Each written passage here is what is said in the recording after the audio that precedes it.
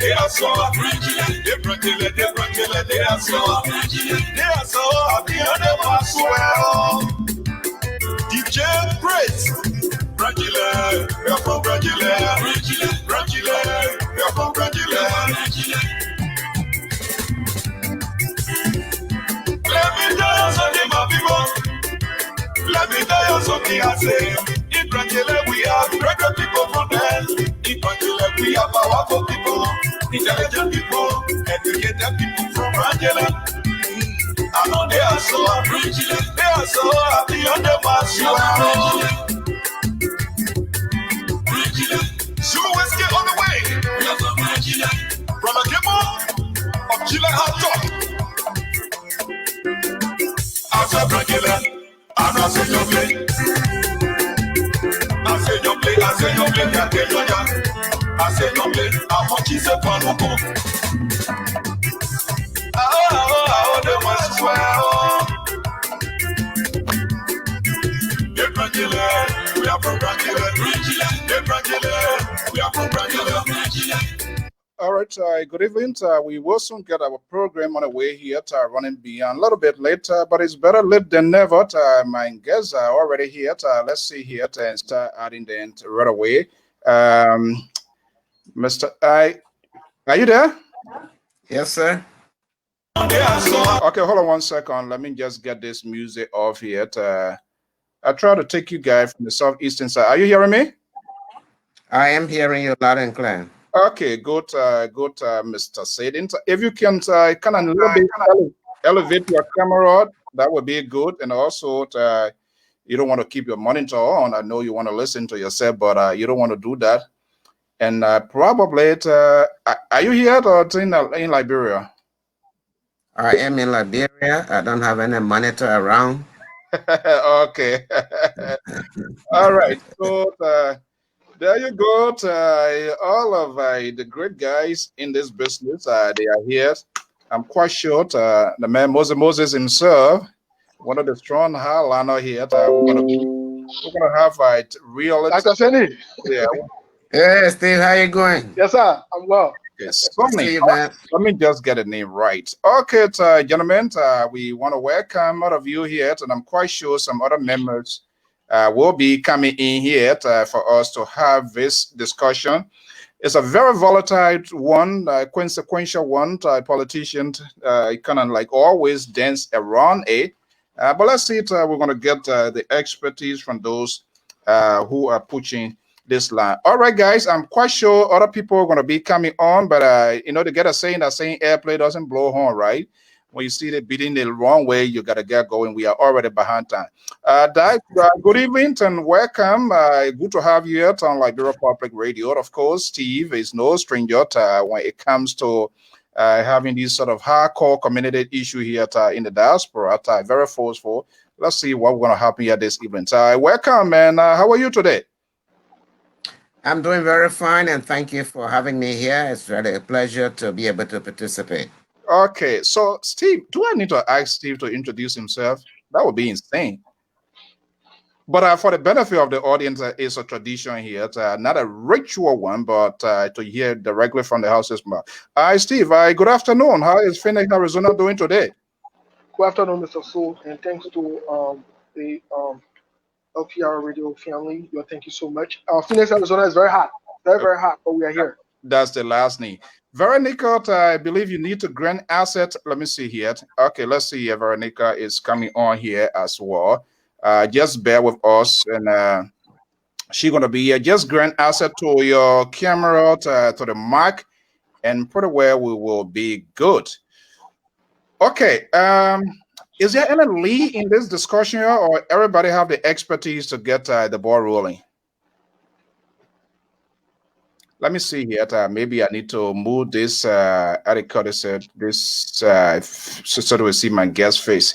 Steve, are you there? And Dr. Stennett, is there any lead into this discussion here, or?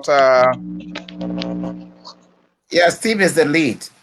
Okay, so there you go. That's the right man. That's the guy I was looking for. He's we here, so we're gonna do it our own way. Okay, Steve. I am not good at introduction, and that's not something I always like find pleasure doing, because in the process of introducing people, you always miss the target, and that's not a good one. So, set the stage for us yet. I believe Veronica is still trying to call in. I'm not sure what happens. Maybe let me just get her out and see whether she can come back here. Hopefully, that will help. Okay, so Steve, introduced to this talking point here. I'm quite sure some team members will still be coming on here, but I set the stage for us. Again, Mr. So, I want to say thank you. As always, every time we have the opportunity to speak to the Liberian people, we like to remind it that they are the most important people on earth. We also like to remind the Liberian people that the Liberian women are the most beautiful women on earth. I think you and Dr. Semi can relate to that. And Very well. most Liberian men can relate to that, and other nationality as well. Uh-huh. Um, Today we want to thank you and the LPR family for accepting our invite and for bringing us on. Pretty much, we'd like to discuss the issue, raise concerns, awareness, offer suggestions. In a nutshell, bring spotlight on gender-based violence in our country. Both that includes women, men, and children abused in our country through a different form. The abuses can range from whether sodomization, whether it's physical abuse, sexual abuse, financial abuse, whatever you might want to term it, but abuse in general and other aspect of human life that socially that is impacting our country in a negative way, and also see how best we can offer some suggestions and some way to go forward in dealing with these issues, because these are things that are swept under the rug in our country. Okay, swept on the rock. That's a big word you have applied here this evening. Let's see whether we're going to have that roll lifted, and I'm going to have some cleanings here this evening. Okay, well, guys, gentlemen, thank you again. Our sincere apologies. It's better late than never. That's the beauty of America. You know that better than I do, and so sometimes, people get catch up on stuff and things like that. But we're going to get the discussion going, and I'm quite sure some other guests will be coming in here. That you are in Liberia, you said? Exactly so. I'm in Liberia. Okay, so let me give priority. Steve here, he's not going to hold me anything yet. Let me give priority to someone from inside Liberia, because that's where all of the drama unfolding. So let's be a little bit gracious. How is Liberia this evening? We're having nice, cool, very calm rain. So temperatures are very good. We're really enjoying that. And we just, feel that the rainy season is knocking on our doors even more closer. As you know, this is June. But yes, generally, the weather is fine. We also battling COVID-19, and we are taking some measures, although we are failing miserably in many areas.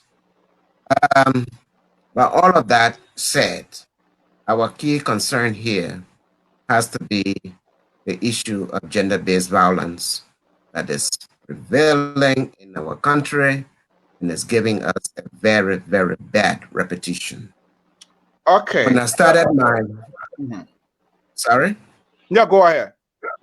when I started working in this area, this was like in 99, 2000. South Africa was rated as the worst in Africa for gender-based violence. But today, Liberia looks like in these negative ways, they are trying to excel, almost like overtaking some of these very notorious countries, in these kinds of endeavors.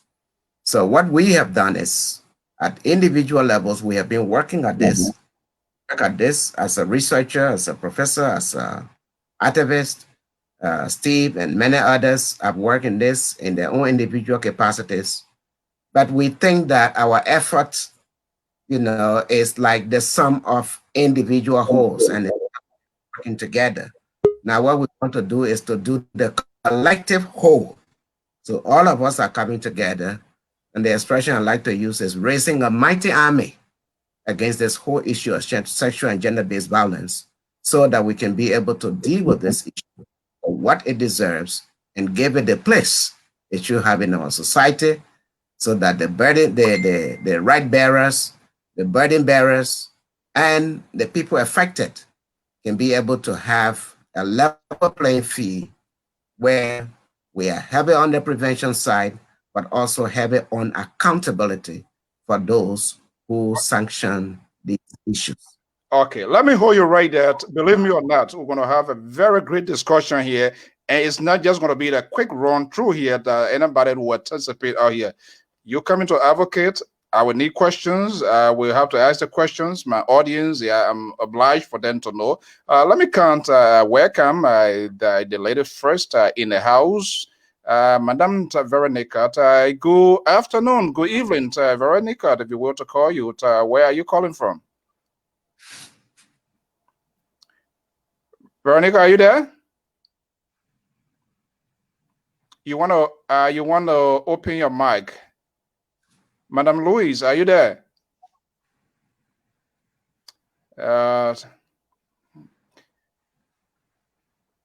I'm not sure what I think the problem is coming from her end. Moses, you hearing me right, correct? No, check. Hold on one second. Are you hearing me? Check your system. I don't know what. Yeah, I'm getting you now. Can you get me now? Yeah, I'm hearing you. All right.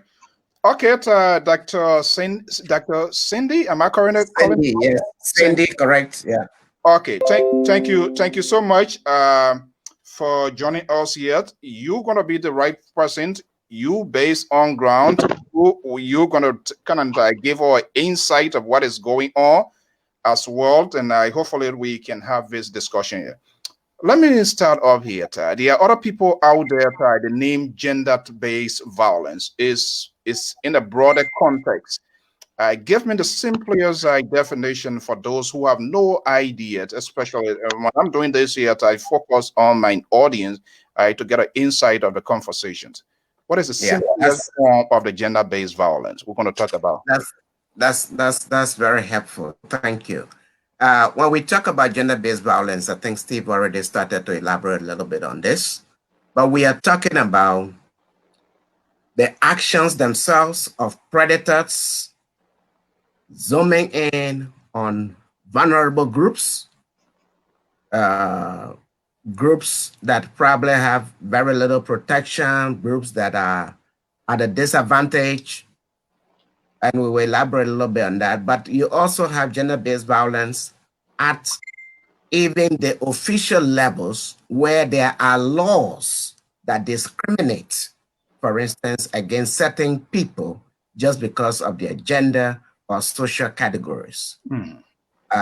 Promotion, remunerations at the job site, all of these forms, once they are segregative, they are a form of gender-based violence, and we want to be able to harmonize these things and deal with them. But the physical form where our children, 12, 13, 5-year-olds, are being gruesomely affected, this is something which really is a pain and we need to deal with, that we really are very concerned about.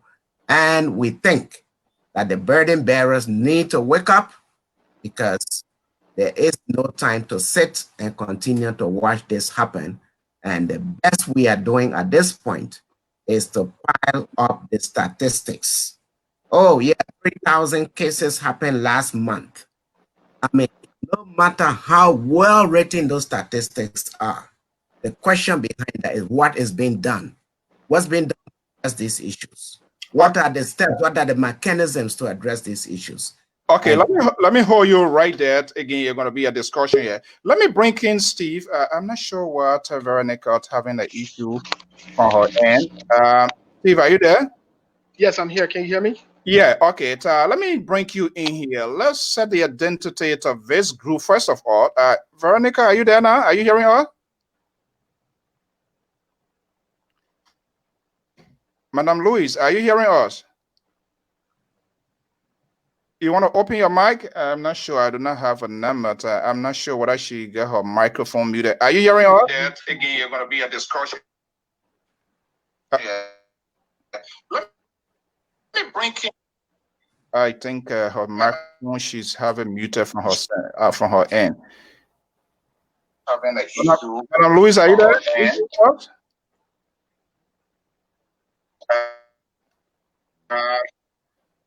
Steve, are you there? Yes, I'm here. Can you hear me?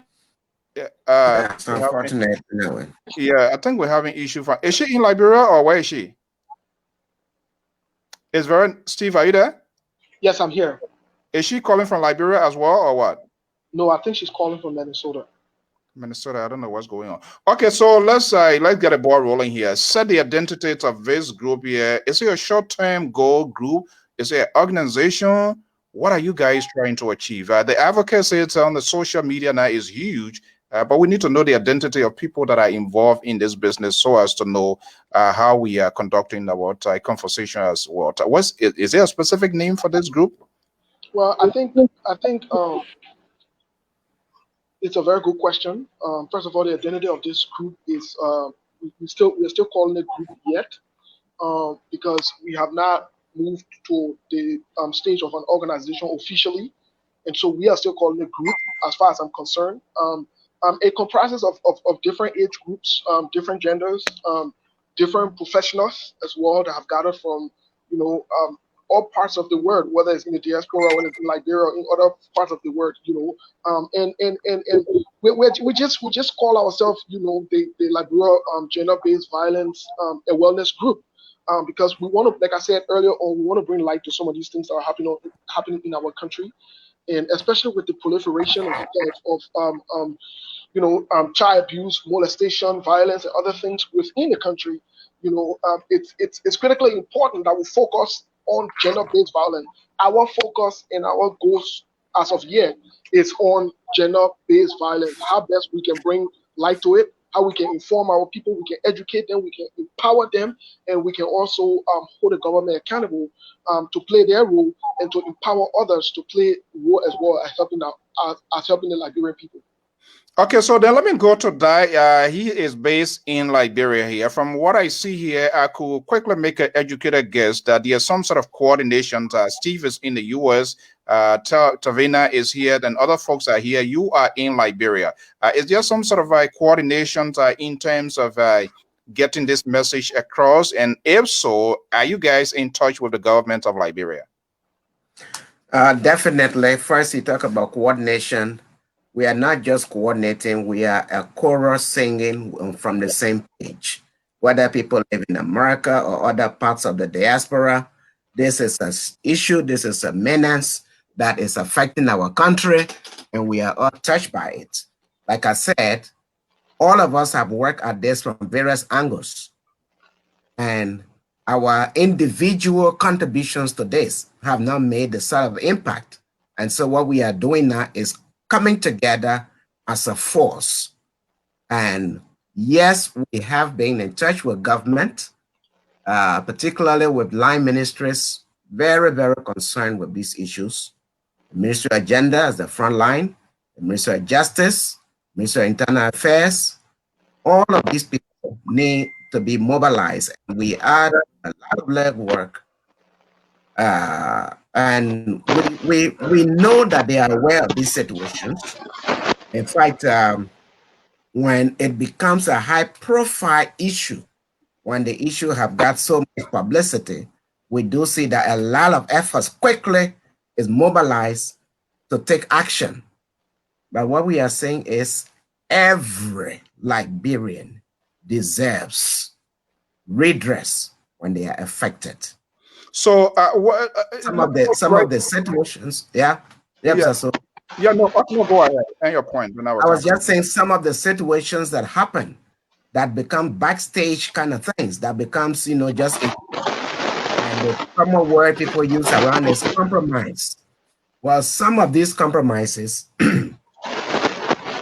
that the people want to just see their children affected and sit down and say, okay, you people can bring 3 cola nuts so we can leave this thing. No, the justice system is not available for them to seek redress.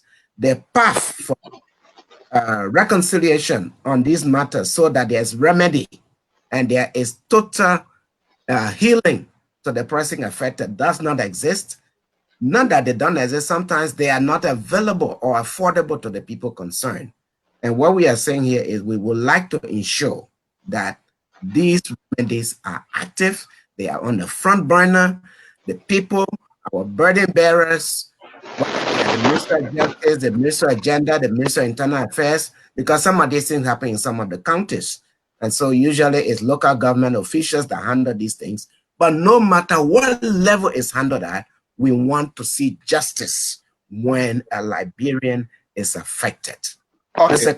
Yeah, so let me hold you there. Let me bring in Steve here because we will push the board around here while we wait for the other guests to come. Steve, what is responsible for this? If our focus is only on the government and we are not taking the bottom to top approach by going to the villages, talking to our villagers, our moms and our fathers, the importance of it, and give a perfect descriptions of what gender-based violence is, government will find it difficult to achieve what you are doing. So where should we start this thing from, in as much government should be acknowledged? What's your microphone? Your microphone is not open. Okay, while Steve is adjusting his mic, let me say something on that. I'm Steve, hearing. Just 1 second. Steve, just 1 second.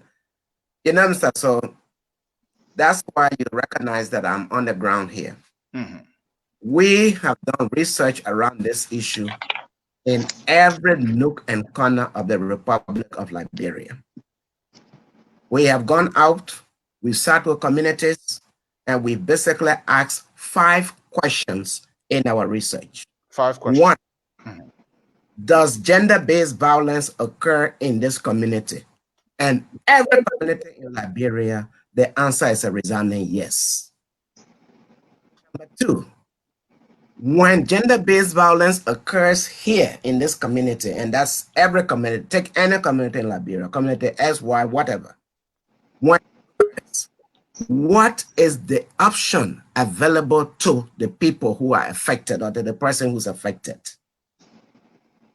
We know there is the customary laws, there is the statutory law that operates side by side in this country. We have a dual legal system. Perfect.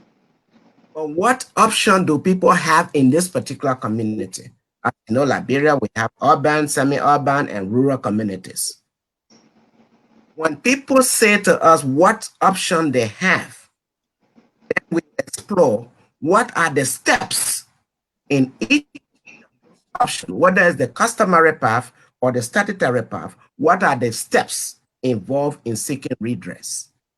Then, with number 4, we want to find out what are the outcomes in the processes. When you follow all the steps that are lined up, what is the outcome? And number 5, we want to trace that back to say, how does it impact, how does that outcome impact on the community where the violence happened? So we have a dossier of these kinds of information on almost every community around Liberia. And so we have gone out, we are at the community level, we are at the household level, we are at the family level. We have talked to people at every level on this. Everywhere people say to us, some of these issues are beyond our capacity to handle. And so that's where the burden bearers, the Ministry of Justice, where the police or the Ministry of Health, I've kept leaving the Ministry of Health out, because one of the referral paths is that some of these victims are taken to the hospital through which their case is forwarded to the appropriate legal framework. But irrespective of what path people follow, there are obstacles, there are hurdles, there are frustrations, there are all kinds of just hills that people need, mountains that people need to climb in order to get redress. And 90% of the time, there is no redress. Okay, let me see it. Madam Louise is here with us. Are you hearing us now?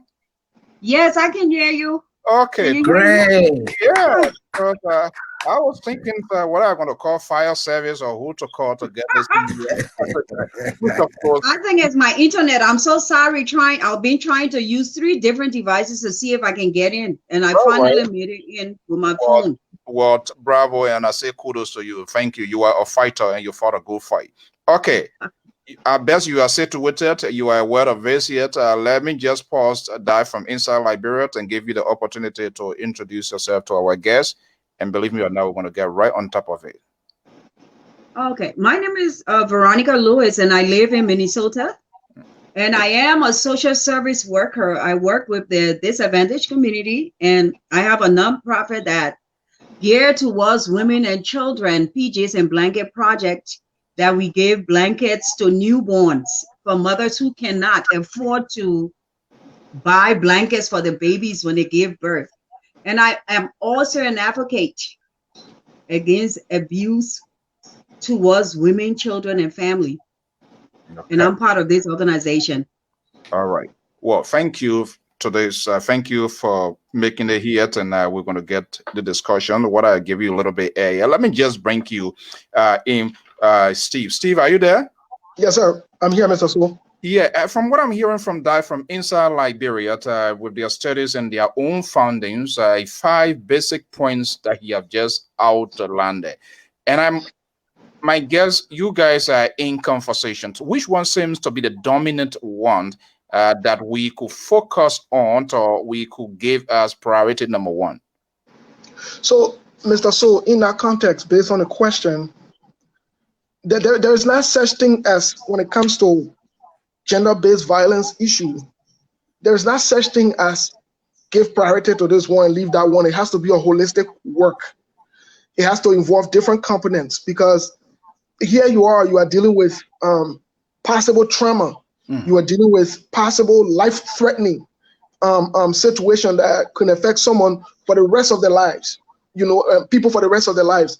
But not only so, most importantly, here you are dealing with a situation that has the potential to keep the country just not functioning at all. Because if you have a bunch of people who are affected by gender-based violence and other things within the nation, what you are doing is you are setting the country up for failure eventually. So I honestly believe, and based on what Dr. Sandy said, which is 100% right based on the data and everything else, I 100% believe that there should be a holistic approach that should be tackled right now. And the reason I'm saying it is because if we don't, it has the ability that even going on to the next 10, 15, 20 years for the next generation, we have a much bigger problem of not only prostitution, we have divorce rates will increase, we have violence increase, we have people not only with mental health, psychological issue, we have addiction increase in the country, but most importantly, we have the country not to be able to function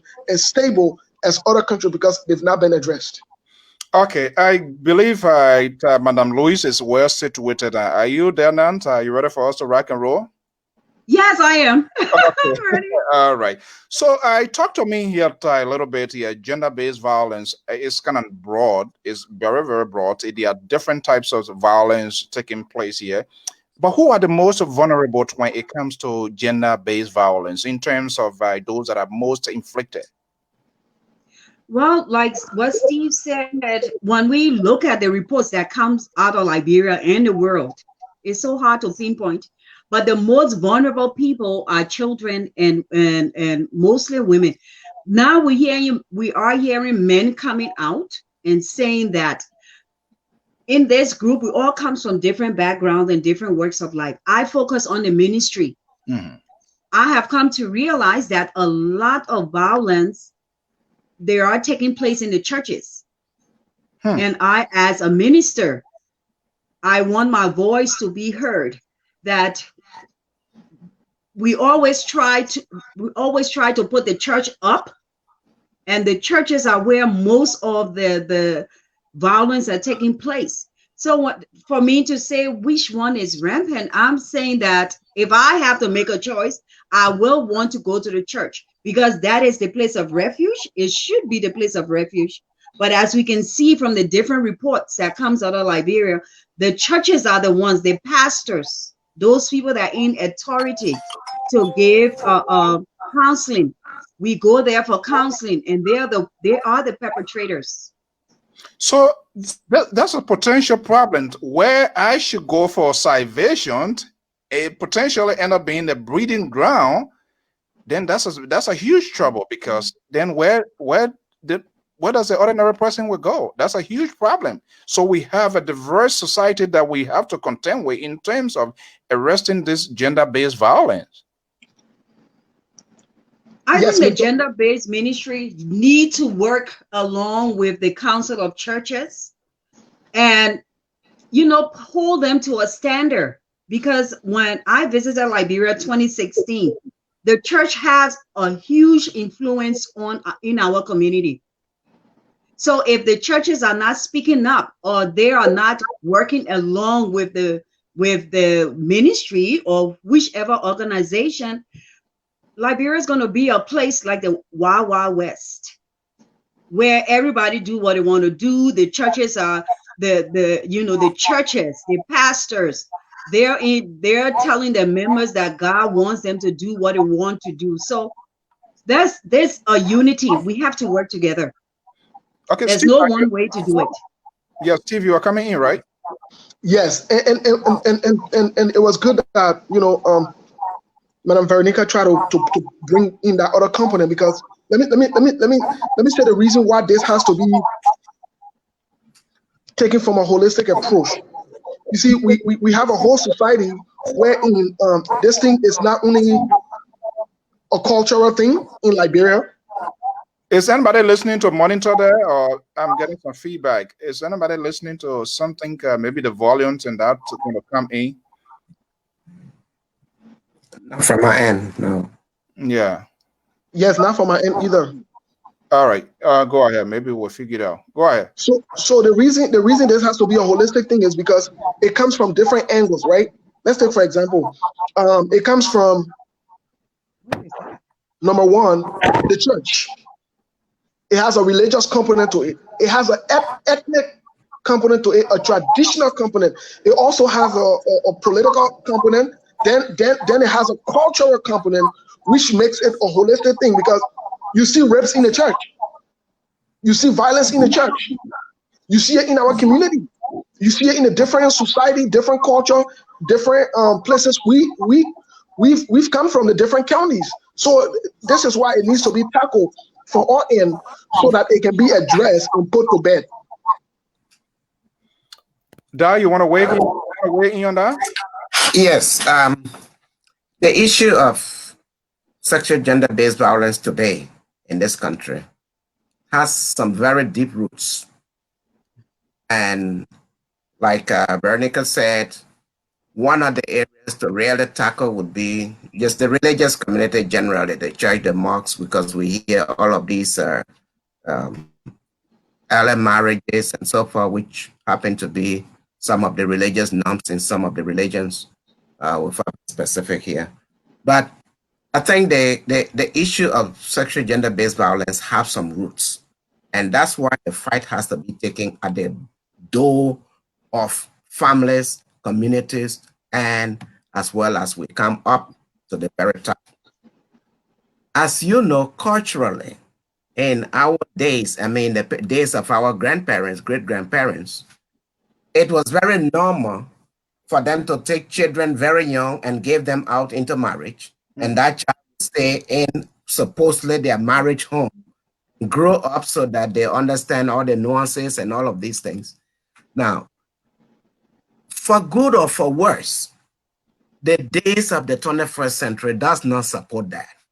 The first thing, that child needs to be in school, that child needs to be going through empowerment, that child needs to be establishing a future, and that's not the way to go in this 21st century.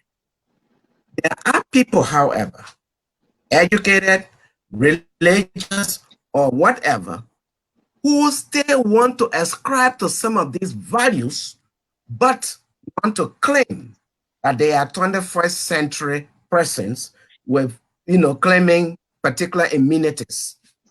The two do not add up. If you have a situation where a child comes for rescue, whether it's at the mosque, at the church, or to an uncle, or even in the very home to a stepfather or whatever, and that child's trust is betrayed, psychological damage we do to that child is even probably more than the physical damage that was done. Because when does that child ever learn to trust again? And like Steve was saying, these things have bigger impacts. Because if we have many children growing up with that kind of lack of trust, what kind of society are we going to be? Who's going to cooperate in building development? Who's going to cooperate in, managing an economy, managing our social, political institutions? Because we don't trust anybody. So all of these institutions will have to be like they exist on their own, and they are completely disconnected with the rest of society because nobody trusts them. You can say them be a senator, you can be president, you can say them be who you are. But because we don't trust you, these are just things we have to do because the period comes. We have to do elections, so we do it. But after that, we don't care who sits there. We don't work with them. We don't cooperate with them. We don't support them because we don't trust them. And this lack of trust has a background. And this is the background we need to tackle so that we get away from gender sexual-based violence, because when children grow in the area of trust, they can become reliable, they can become dependable, and they can become more supportive and cooperative of their society, because that society gives them the protection and the value they best can produce. Okay, Ty, Veronica, Ty, Steve, and anybody can chip in here. How are you guys measuring about churches, the Ministry of Gender? But another crucial aspect that I've now heard, where most of our kids spend be 7 or 8 hours, schools. Why is it not considered? Well, Mr. So, go ahead, Veronica, please. Well, when it schools, I look at school, which is another breeding ground, because in Liberia, growing up, going to school, I noticed that this thing is a long story for sexual, because I noticed some of my friends who could not afford to have lunch had those sugar daddies that would give them money, which were some of the teachers. So like Steve said, holistically, we have to start looking at these teachers that spend time with our children for 8 hours. If there are no background check is done on teachers in Liberia. That one thing I know. So if you have a teacher that have a record for being abusive somewhere, the family knows, and you put him in the school, apparently you are giving him authority to abuse. How can we stop that? We have to bring them to the table as well, especially when it starts in the elementary school, because they're where those teachers take advantage of those kids, because really the families do give their children to the teachers. Okay, Steve, I guess you wanted to chip in. Well, Mr. So, you have to understand that it's, like I said earlier on, there are 5 different components we have to look at when it comes to the whole rape things in the country. Society, first of all, the culture. When it comes to the religious community, it also comes to the government, and then our tradition as well as people. And so we have to look at these different places. So let's say, for example, the society will have to include a school. That includes the universities, the schools, and other social areas where people go to interact.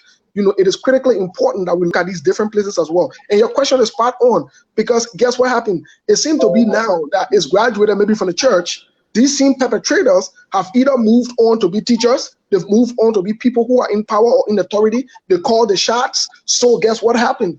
They get there, and what they do to these children, or what they do to these girls or these boys, is they use their influences, they use their power to be able to get what they want, not understanding and not knowing that they're abusing them because either they were not making a choice, or they were not making a conscious decision, or they had no other option but to do what they had to do at that point in that manner in order to get with what they wanted to get from them as well. So it's a big issue, and I would really hope we can dig into some of the psychological impact of it and how it will affect the country. Like Dr. Sandy said, it has the ability to affect any nation.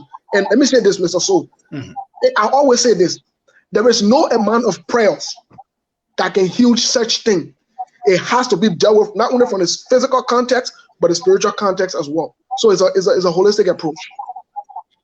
Okay. Okay. Yeah, let me say something small about this before you go, Mr. So if you don't mind, please. Yeah, sure. Go ahead.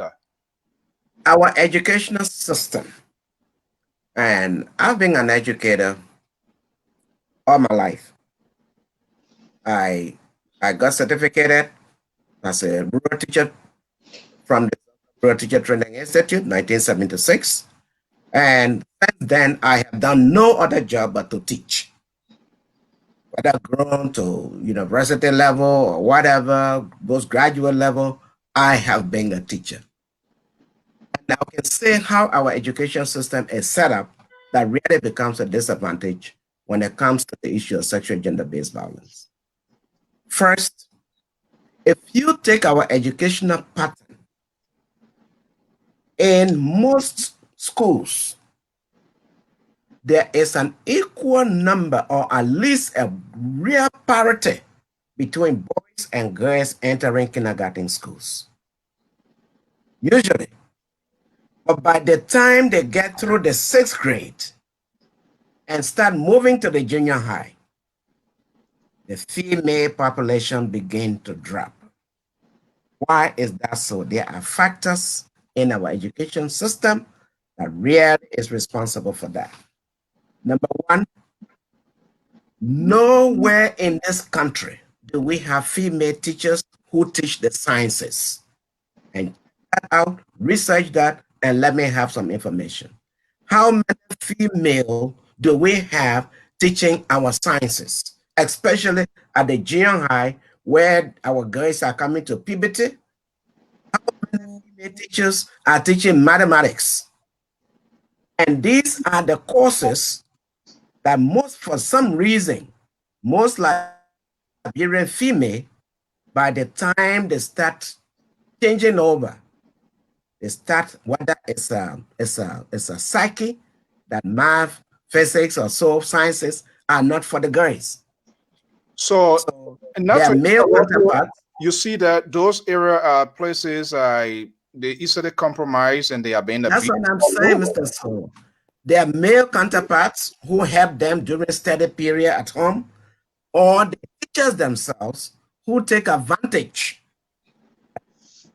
This girl will not pass the science, will not pass the physics, will not pass the mathematics, also take advantage of them. And this is how by the time you get to the high school and university level, at the University of Liberia, when we did these statistics, the ratio of female to male, 1-3 at the University of Liberia for 10 years. We took a statistics, 10 years. Consistent? Consistent, 1-3. Why is that so? It's attrition. Of course, not to talk about the other dynamics. Poor facilities at the school, like bathroom. Just bathroom poorly organized in a school will cause a female student to drop out of school. A boy will mess himself up in school, in class, the next day he will come stepping. If that happens to a girl, she's so embarrassed she doesn't want to go back to school. So these are factors that have really put our females at a disadvantage. So when it comes to the school, the education, yes, there's big time. Then we have unscrupulous teachers who find nowhere to do their unscrupulous behavior, but taking themselves as Lord and Gospels because they stand in front of a classroom and they think they can do anything because there is no means of giving account.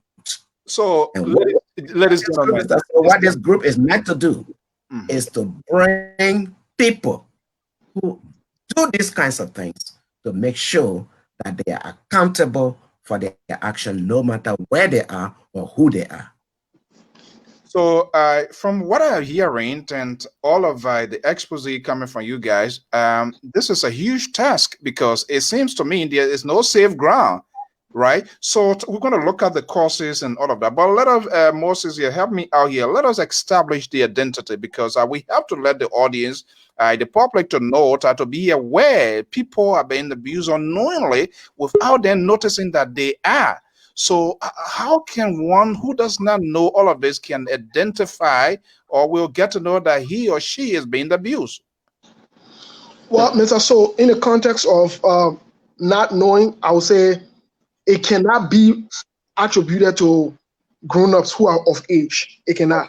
Now, if we were to say maybe kids, babies, or children, yes, then we can attribute it to them.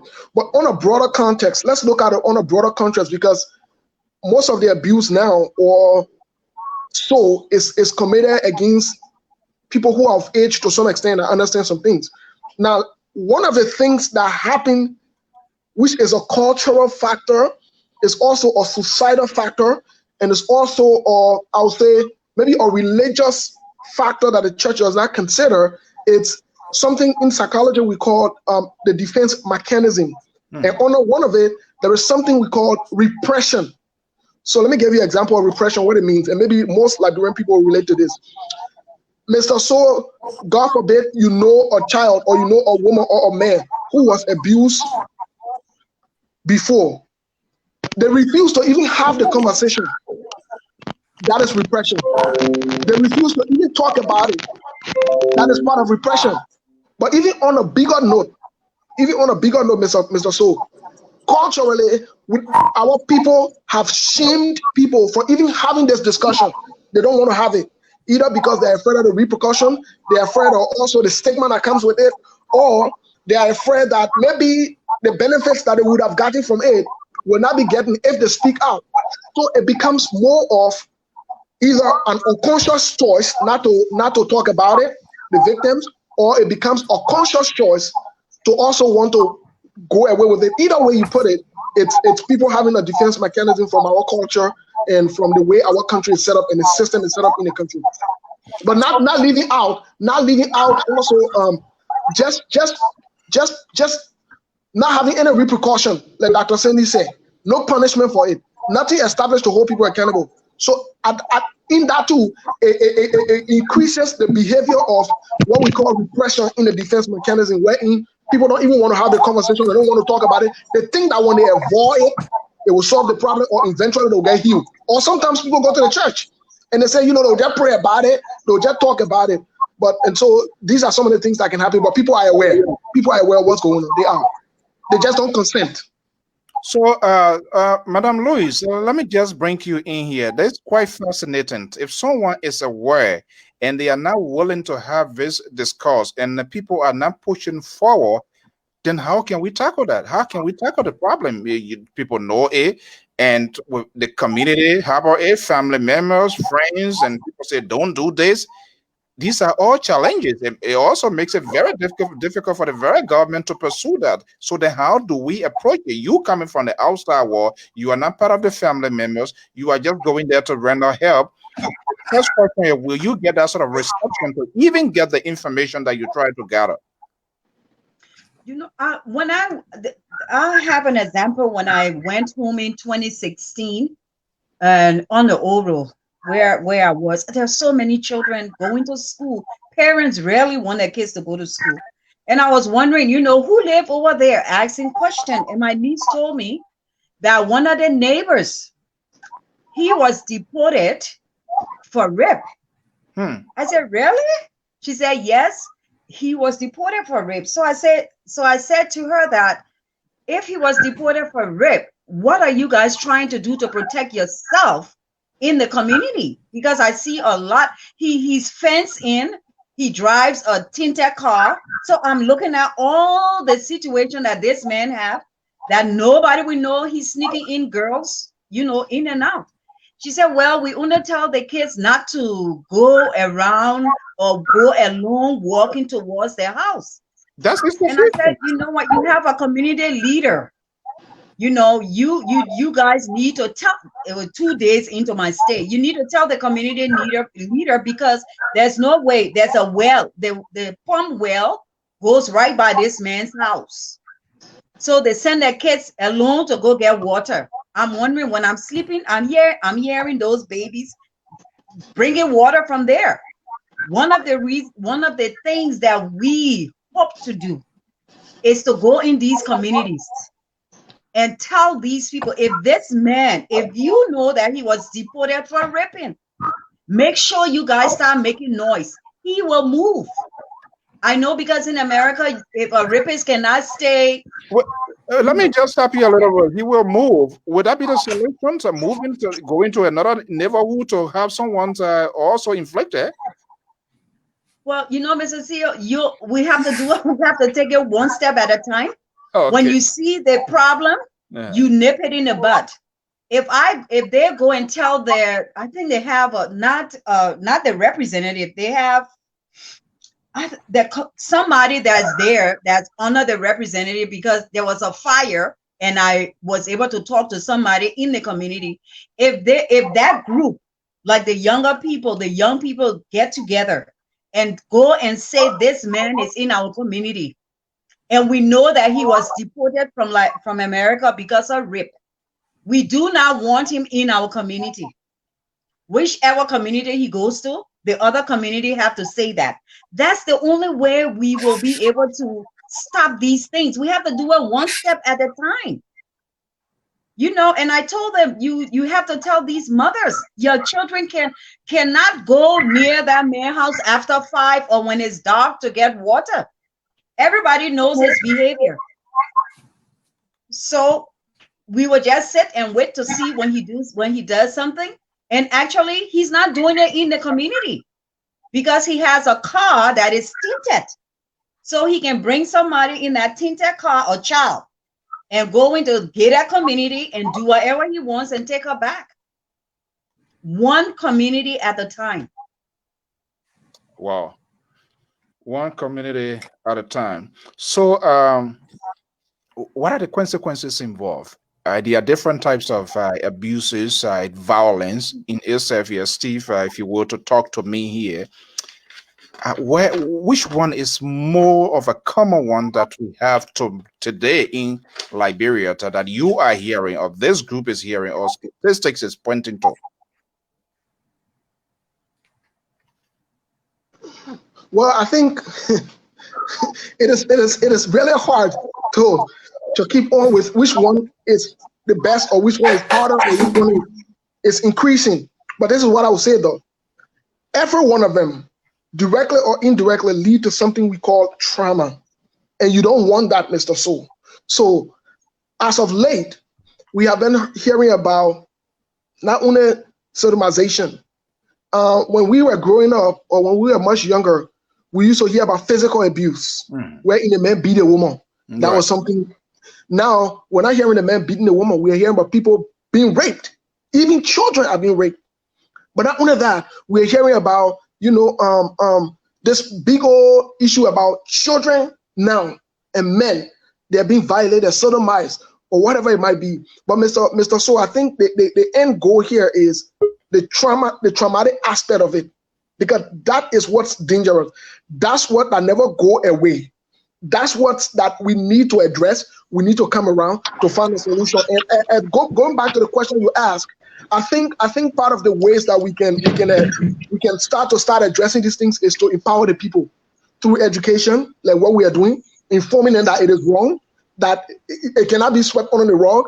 Another thing we can also do is to create not only accountability, but we create awareness as well. In America, you know what the people do?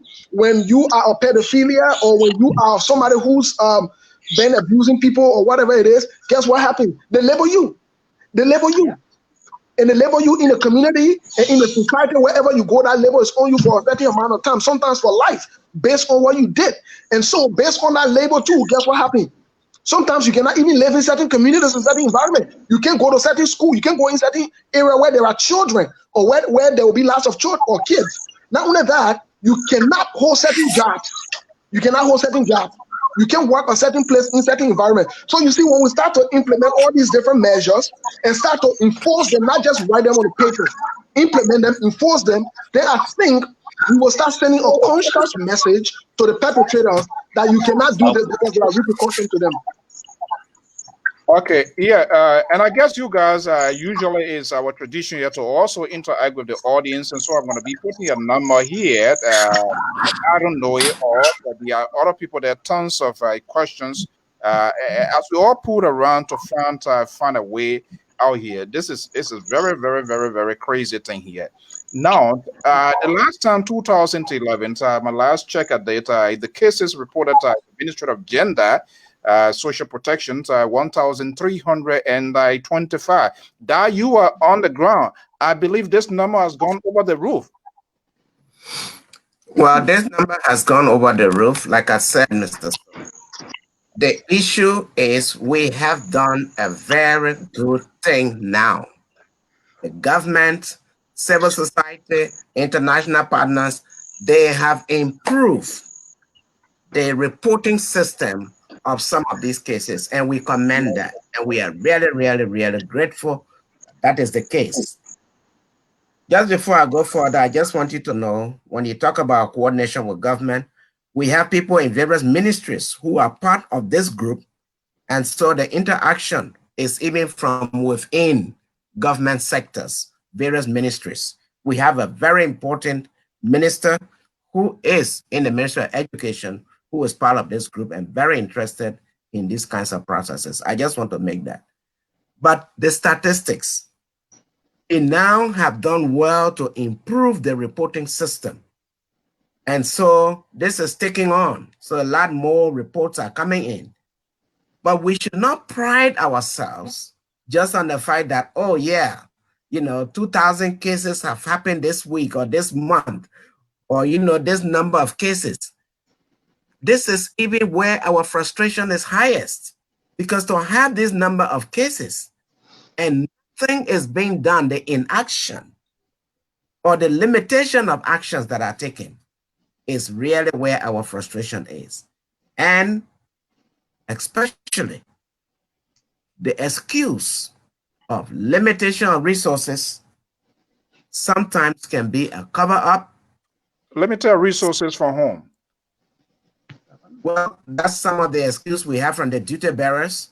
They don't have the necessary logistics. They don't have the necessary support to be able to go after these cases and to execute them in the proper way. But we are saying that's unacceptable because we are able to find the resources to do this.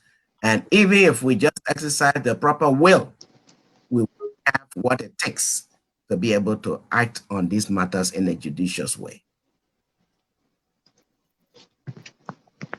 Okay, there you have it. Let me see it. I believe Samuel has been trying to get on here. I'm not sure why it's keep buffering and it's not picking up yet. But hopefully he will make it. Oh, are you there, Samuel? Are you hearing us? Samuel? Yes, I'm here though. I'm just struggling. Sorry, we have a bad weather here today, and then yes. Okay, all right. We can manage it. Yes, I'm here. Okay, thank you so much for joining us here. It's better late. It's better than not even getting anything. I'm here. Are you hearing me or not? Are you hearing me?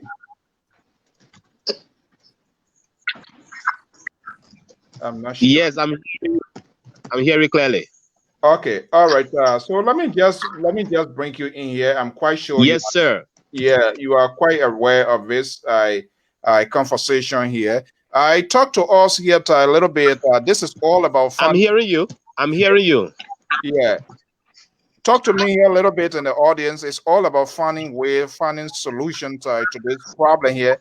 I see this more than epidemic because the entire society, when you go in the church, is there. You go in schools, is there. In high government places, it's everywhere. How can we get out of it?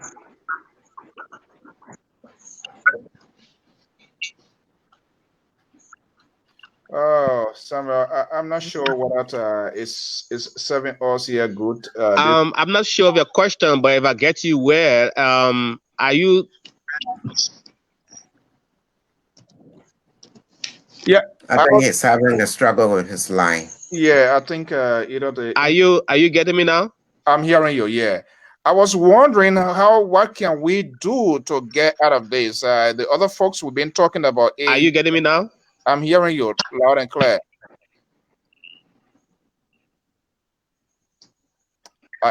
I'm hearing you. I'm not sure what I've. Well, okay, then let me just go to you guys. I think for some reasons we have either having problems. Okay. Yeah, go ahead. All right. Am I there? Yes, we're hearing you. Go ahead. Okay, so the approach, I think we can employ in making sure that we find solution to the problems that we have. I would say the very first thing is, as we are on now, the very first step, trying to sensitize and create more awareness and make people to be gender sensitive. That will be the very first approach as we are on right now. The next thing is we want to go into, if at all, we reinforce our methodology in trying to find a lasting solution. Then that means that we will continue to proceed on to the second approach, which I will suggest to my colleagues. That would be contact tracing, trying to contact that of the victims, and trying to encourage them and even community dwellers on whistleblowing, how to report cases and of gender-based violence.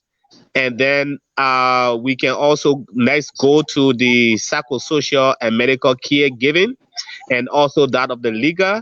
And then the last one would be that of capacity building, skill trainings for victims, because in some cases where you have the perpetrator to be the husband or the breadwinner, if for instance you happen to incarcerate the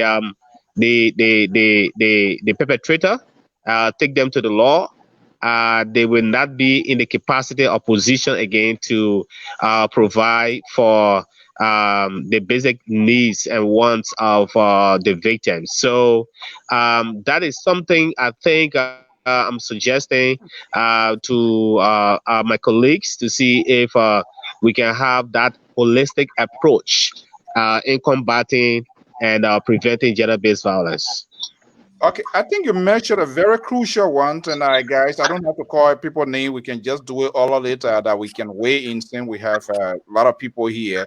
The capacity building that is very, very crucial because when you identify the victim and you just talk about it and let that victim go without bringing an alternative plan to empower them, Moses, that is a potential problem, and there are challenges along that approach because people seem to have a sympathy, empathy. Oh, this person is my family member, and if it is going too far, X, Y, Z will be happening. Things going to take place against that person. So then that way comes the resources of the capacity building, like Samuel is talking about. Where does that come from? Well, but Mr. So we have to understand though. I understand that we have the component of capacity building first, but let's be practical. You can't capacitate anyone without them being stable mentally. It's a problem. It's a problem. Yes. So if we are to help the people to mitigate the problem, and I think that's where Liberia has a serious problem. We want a quick fix, but people are not mentally stable enough to understand what's going on, to even heal to some extent, or to have coping skills and mechanisms to manage some of the things that they're faced with. But we put them with authority, we put them in authority, or we just equip them to some extent and think that it will just cover up the things that they've gone through. It doesn't work like that. So let's take for example, Mr. So if you have somebody that was abused as a child, and that person went through without any kind of good treatment. Or let me bring it back to the people, our brothers and sisters that are termed the Zogo. Do you know why there is an increase of Zogo and they're proliferating in the country and in the city around the country? Where they're paying attention to Monrovia, but check Margibi, check Grand Bassa, almost every county, there is a huge number of Zogo that is growing in the country. Let me tell you one of the major reasons. After the disarmament, what happened was the people did not rehabilitate our people, the younger generation. They did not rehabilitate them to the fullest and in the cultural and ethnic context of our country. What they did was they came and they started something. Yes. They started something. So what they did is they did not empower them. They did not make sure they helped them get to the point wherein they will be able to manage some of the things they've been through. What they did was they just put a band-aid over it and they gave them some more money and they let them lose. So guess what happened? Eventually, some of these problems started to come now. Some of these issues started to come. So guess what happened? You will see that they have turned now to drugs, alcohol, and other things to be able to help them manage the signs and symptoms they have from some of the traumatic experiences they've had. That's so the best way to go. That's a quick fix approach right there. Exactly. Exactly. So one of the best way to go is, Mr. So I am telling you, there has to be a rigorous program. Yeah. Can I come here a little bit? Yes, please go ahead. Yes. Yeah, go ahead, Samuel. Samuel, go ahead. Yes. Yes. The brother is 100%. The brother is 100% correct. I was just giving the approach in a step-by-step order. That is, if we want to stay in a numeric order from step 1, step 2, step 3, we cannot go to capacity building. The child does not have the teeth to chew. If you put food in their mouth, they're not going to chew it properly. They're just going to swallow. All right, you can put hard rice into a child's mouth. So what we're going to do is that when we provide some of those services, you know, like tracing them and having small group counseling to make them to be stable in their mind, because they're going to be mentally disorganized. They're going to be mentally disorganized. They're not going to be settled. They're not going to be able to utilize whatever you give them. So psychosocial counselors will have to come in, will have to fit in to see how best they can be able to make them stable, to make their mindset, and for them to heal from their trauma, and so that they can start re-experiencing those traumatic events. And then thereafter, we can reintegrate them, empower them, and reintegrate them into the society. Just as the brother is saying, he's 100% correct. And I think we're going to bring our thoughts on board. We're going to amalgamate our efforts. We're going to marry our ideas together and make sure we make this thing work. We're going to make Liberia a better place again. And this can happen if we all sacrifice all of our experiences and everything. Will bring our expertise and bring them on board. This can work. We're not going to jump the gun. Like what we're saying right now, we want to sensitize one way again, the perpetrators or will-be perpetrators. We can sensitize those people who you think can be perpetrators, possible. So, Mr. So, let me go to something that you were saying, because I think it's important for us to all on that. Even possible perpetrators need to get help. Yeah, they need to get help because they are either victims. Okay. See, it's a big cycle. They're either victims, directly or indirectly, or they become product of the society based on their experiences as well. So it's a big cycle, Mr. So. And in order to do this, Mr. So, we must. Let me say this. This is one of the biggest investments Liberia will make in the history of Liberia to push us forward as a nation, for us to prepare for the next generation. In order for us to get our people mindset ready, we must get this thing ready. If this thing is not okay, I don't care how much donation we get from the international community. I don't care how much benefits we get. I don't care what kind of resources we have. Mr. So, we will not adequately be able to use it appropriately, because you know what? All we will be worried about is temporary things. We'll not be thinking about the future and will not benefit the next generation. So there are different means to go about this. Okay, before I bring in that here, let me bring Madam Louise here. So from what I've seen hearing here, the components involved is so huge. People are not given the opportunity to even tell their narrative, what get them in a situation. And I'm quite agree. 15 years of devastation. These people fought war. They did a lot of things. They experienced a lot of things. Psychologically, they were high. They witnessed a lot of things. And I'm not sure, maybe that will speak to that. Counselors, whether people are even talking to them, but we just gave them any kind of medication, and well, okay, he's fine. And we're seeing these people behaving the way they behave, and we feel that they are okay or they are doing it on purpose. Thank you very much, sir. So, sorry. Oh, Barry, you want to speak on that, please? Go ahead. You can go, because I was just going to say that the reporting system that you spoke about, I think because people has been talking about it, it is improving. That's why we're hearing a lot of these abuses going on, and that's a blessing. And then I would say what Steve said, because I'm in the ministry, prayers will not. If you can pray from now to next year, if your mind is not renewed, you will never be able to transfer. You know, I'm coming back to the churches, and I see most of these churches, their leaders, they don't even know, they have not taken any psychological courses. They don't know psychology, because it's all these churches that have just, you know, they themselves have been abused, the leader of the church. So when you go to your pastor to talk about your problem, or you go to Imam to talk about your problem, he is a victim as well, because he haven't been taken care of. He is that need help, and you're going out there for him. It's not even helping the situation. Very much. So how will he be able to help his congregation? He's damaged, and they're coming toward them as a blind leading a blind. Go ahead, Dr. Sidi. I just wanted to say that. Thank you for that, Varian. Thanks, Steve.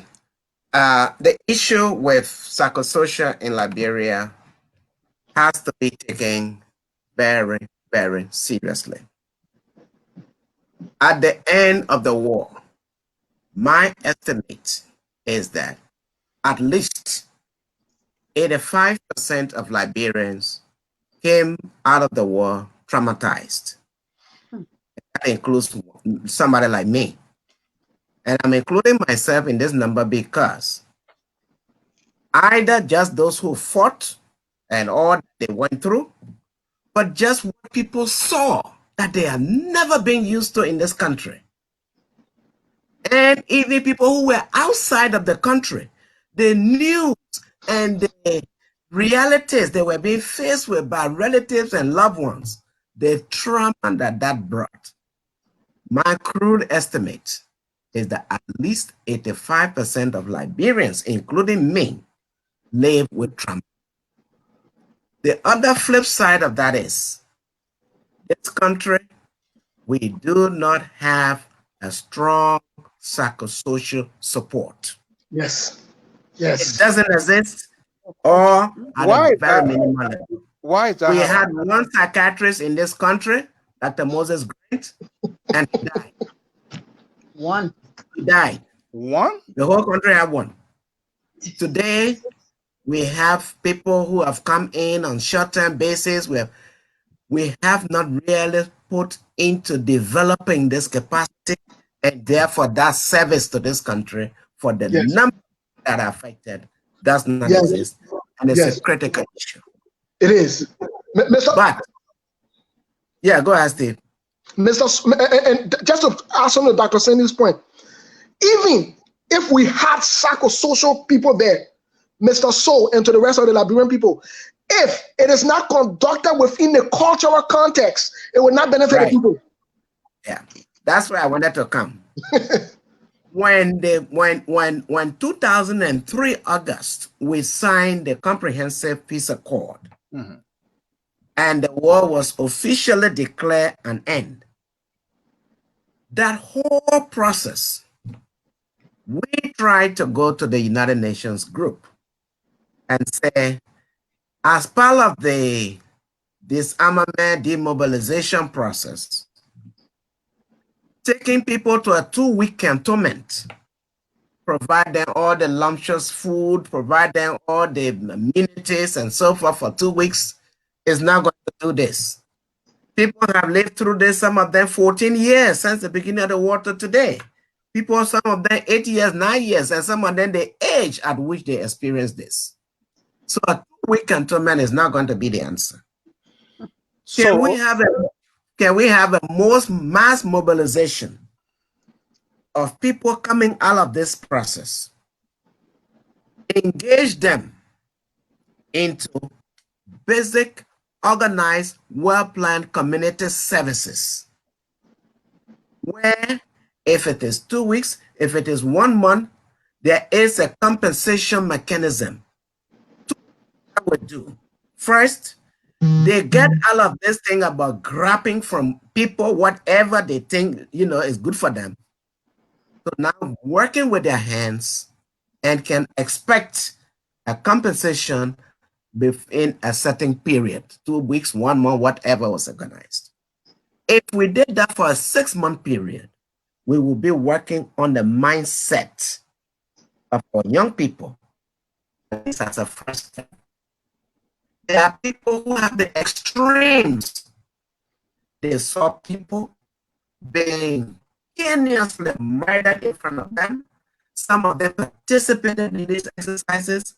Some of them, the way they were affected by who was murdered or taken away.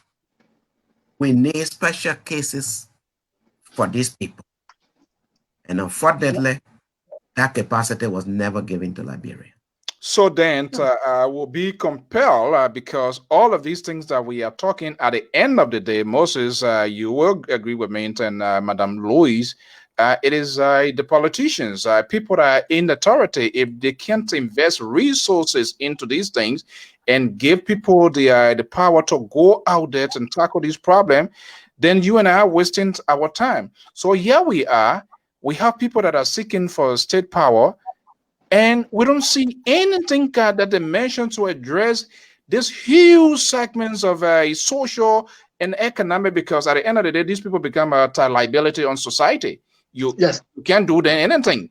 So these politicians only find pleasures to giving these people hand out and just use them for their political purposes, political gain. And at the end of the day, they leave in, and then they expect them to sit home, because if they can't get income for themselves, the next thing they go to Wallace, they go to Raleigh there and see Moses with his iPhone. What the heck he's doing with his iPhone? And I know it. And a jacket. So why our leaders are not taking into consideration a country that fought for 15 years, devastating civil war, which almost turned to be a genocide in that country? Why are these people? They don't talk about it. We don't hear them saying anything about it. Nothing. I have a quick input to that. First, we know politicians, but before the politicians came on the scene, there was a lot of international management of this country. And I have to say here, with all the gratitude I gave the international community for what they did for Liberia, all of the efforts, when we got up and said we want to exterminate ourselves, we were killing each other, and we didn't have anything else to destroy. We had Operation No Living Thing, Operation No Big Belly, and all of these kinds of heinous things we did to ourselves. At least we are grateful that people decided to come to our rescue. But I have to say, they left us halfway. And that bridge they left us at is the bridge we're talking about here today. Are we doing enough to also cross that? People who think that revitalizing a collapsed society like Liberia was in 2003, revitalizing a collapsed society like that, there are people who thought, put money in, organize the political system, and the country should be able to run by itself. I think now we're seeing that this was the greatest error. Yeah. And I want to congratulate one person here. Yeah. Ban Ki-moon. Say it again? Ban Ki-moon. Yeah. Former Secretary General? Former Secretary General. The day Ban Ki-moon stepped in his office as Secretary General of the United Nations, the first thing he wanted to understand, why is it that countries revert to conflict 5-10 years after the end of those conflicts? He commissioned a study to understand why. And Ban Ki-moon tried to put into place a sustaining peace mechanism out of that study.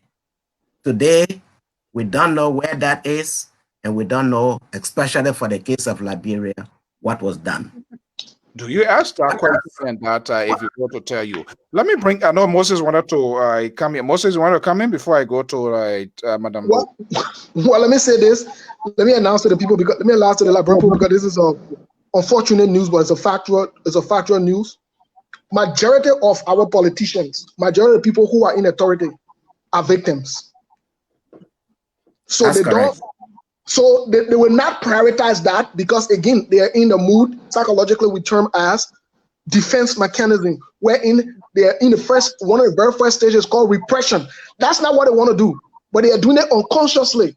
They don't want to pay attention to it, because if they pay attention to it, they could get into it, and they feel that seeking treatment or seeking help for it makes them look weak. So majority of them, you will see, they will rather shy away from it, push it on the road, or just make it look like it's a normal thing and let them forget and let it go. Is there another version of being in denial that I am a victim, but I don't want to talk about it, I don't want to discuss it, and then I will be seen as what? So it's not denial on the defense mechanism, because denial is you having consciousness of it, but yet you are still denying, you are fighting it, so you're refusing it. But in the case of repression, it's more of unconsciously you are doing it. Unconsciously. So let's take, for example, the reason, if we start talking right now about traumatic issue, and we had a number, let's say the number of attendance on the show right now was 100. If we start talking about traumatic issue, the number will drop to 40. What it tells me from the psychological standpoint is 60% of those people who drop off are victims. They don't want to talk about it. They think avoiding it solves the problem. Dealing with it, no, they don't. They don't. Because they don't want to relive those moments. They don't want to have those feelings that they have. Because some of them, for them, it creates anger. For some of them, it creates frustration. It's just a flashback reflections into what happened. Exactly. So, Madam Louise, if this is so, then it's kind of hair scratching as to how this thing can be handled and how we can really fight it, because it requires resources, and that resources more or less like what Dad was saying, Moses. I mean, the country has to invest into it hugely. They have to invest, and these victims, they might be complicated whether that's the right form, or we must have the institutions where these people will go through this sort of counseling, and the total comprehensive healing will take place. Not just a wash overnighting and say, oh, okay, you okay now, and people just give them 2 or 3 pills and the thing that their head had gone down. That's just auto it. You just watering it down the road. It is much bigger than what we are talking about here, guys. Yeah. Honestly. Yeah. But Mr. So the analogy here, sorry, the analogy here is simple. We want to plant a farm, but we think it's too costly to brush the place. We think it's costly to clear the area. Well, you can leave all the weeds in, you can leave all the trees standing, you can leave all the shrubs, but you can only know what to expect. I mean, this is how simple I can put it. But people, here's the issue. If we do not go to deal with the meta situation of ourselves, Liberians, we will not be able to build trust with one another. We will not be able to interact logically with one another. We will be aggravated in anger. We will continue our very poor reasoning and logic, and we will continue to blame each other, and this country will continue on this path for a long time. Let me bring you in there, Madam Louise, and I guess you wanted to respond to it. Yes, I just want to end by saying the choice is ours. Thank you.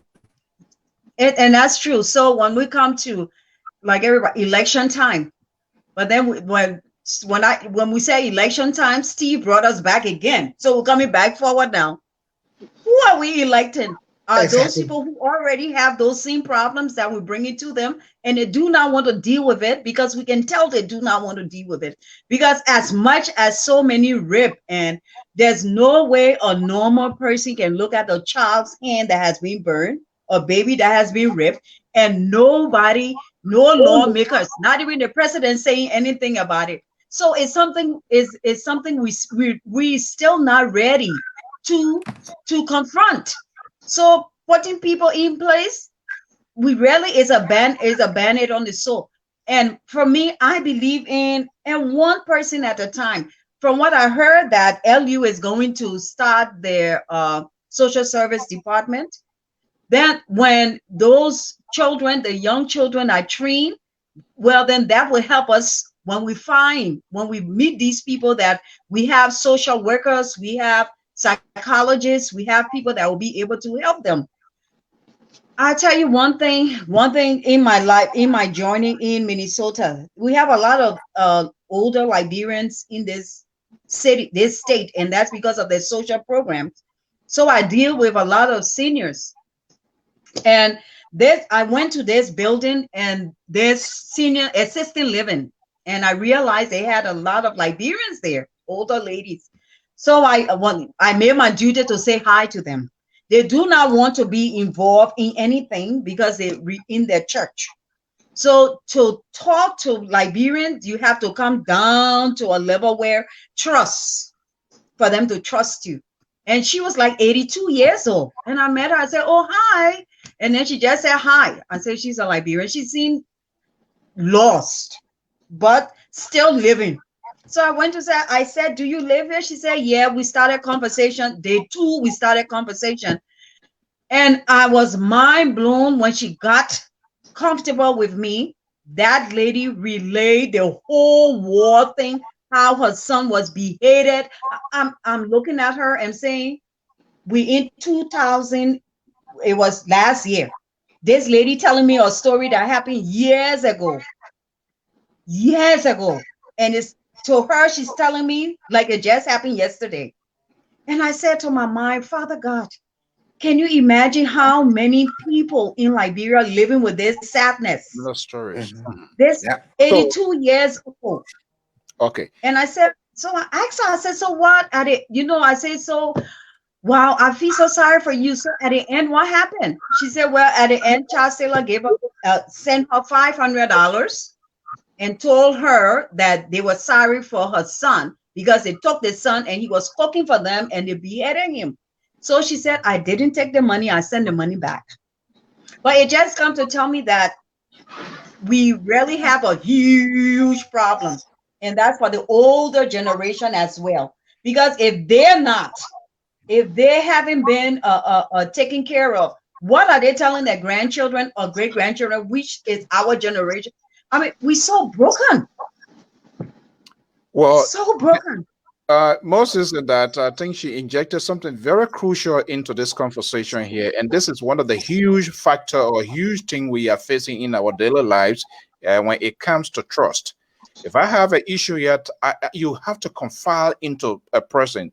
And that's where the fear, and people struggle with the fear, because if I come and discuss my problem to you with the hope of you helping me, instead, by the time you walk out door, then I'm getting a phone call from Alaska and say, oh, yeah. So all of these things here, people even who tend to help end up victimizing the one that is already a victim, because the trust is not there. And I think that's one of the huge problems. They end up being victim at the hands of somebody who's supposed to help them.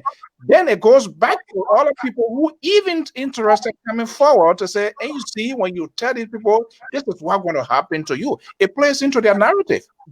So Mr. Snow, let me give you a typical example. Let me give the Liberian people a typical example of the whole trust issue. And that's where the foundation is. So in psychology, there is something called the 8 stages of Erik Erikson. And there are stages of life. And everybody, I don't care whether you poor, you rich, you experience it. Now, Liberia Liberia became a baby, and the issue of trust in the first stage of Erik Erikson's 8 stages of life, growth and development, there is something called trust versus mistrust. at the first stage. Now, intrust versus mistrust, Mr. So, when you do something to a child, don't think that that child will forget it. No, the child might not understand what you are doing, but they can feel what you are doing. They know what you did. They might not be able to express or interpret it. So what happened to most of the younger generation, especially for us who came right after the war, who are eye-opening, our parents were victimized. So what happened is you have this big trust gap now between our age group and the country Liberia, because you know what happened? We see Liberia as somewhere, and I see most grown-up people doing that. I see most of the politicians, that's where they're stuck in the mind. They see Liberia as a hustle ground, as a place where they don't trust enough to invest. Rather than looking at Liberia, they see Liberia as a country that victimized them. You understand? Mm-hmm. They don't understand the other way around to say, no. This is our country. We have to invest in it and develop it so that we can stay here. No, they're not doing it like that. They're not making Liberia safe. That's why you were here. One of the representatives, I think Jay Nangwe Slow, will say Liberia school is like this, Liberia like that. In as much that he said the truth, but he is saying to all of us that he doesn't trust the country. He does not, so he doesn't care. When he's supposed to be the one to exactly, he prefers his daughter or child not to be in school there, to be here simply because he does not trust the system. And these are people that have the authority should create a level playing field, and that's not happening. It is a potential problem. It's a serious problem. Yeah. I just like to relate this back to issue of sexual gender-based violence. There's a lot of psyche that is underneath why people go to the extent to go after removing diapers from babies to rape them, taking up undue advantage of children at that kind of level. And a lot of these situations have a basis. And I think what we're saying here lays the foundation. So that psyche needs to be addressed. And it has to be part of the key prevention mechanisms for addressing the issue of sexual gender-based violence. Yes. What I say is this: if we address this issue of the psyche and mentality of Liberian people, we will be very able to, by extension, get great advantage in many areas of our national life. Yes. So if we can deal with this, if we can invest into this, we will be able to very well do well on other areas of our national life. On the economic, on the educational, on our foreign relations, on our security, I mean, on every other aspect. Because if people have the wrong psyche, trust will not be there. The tendency for abuse will not be talked about. The fear of the law will never even cross their mind. Today, you tell Liberian police come in and say, who they call police? Yes. When people were told, police coming, you see them take to their heels, no matter what they were doing. Today, who the police? Because they know some of these police are with them in the very continuum that they are into. They meet at the same places, they behave the same way, they wear the same character. It's just the only thing is the guy now wears a blue. And that's the only difference. So then, guys, talk to me.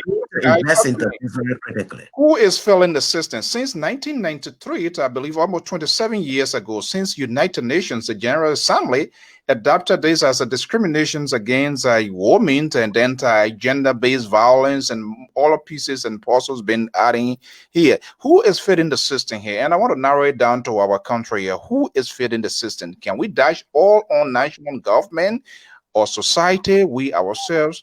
Can we dash this whole thing here? Because the components is like an octopus with many layers. That's how I see it. People that are responsible. I know the government should take a spearhead of it, no question about that.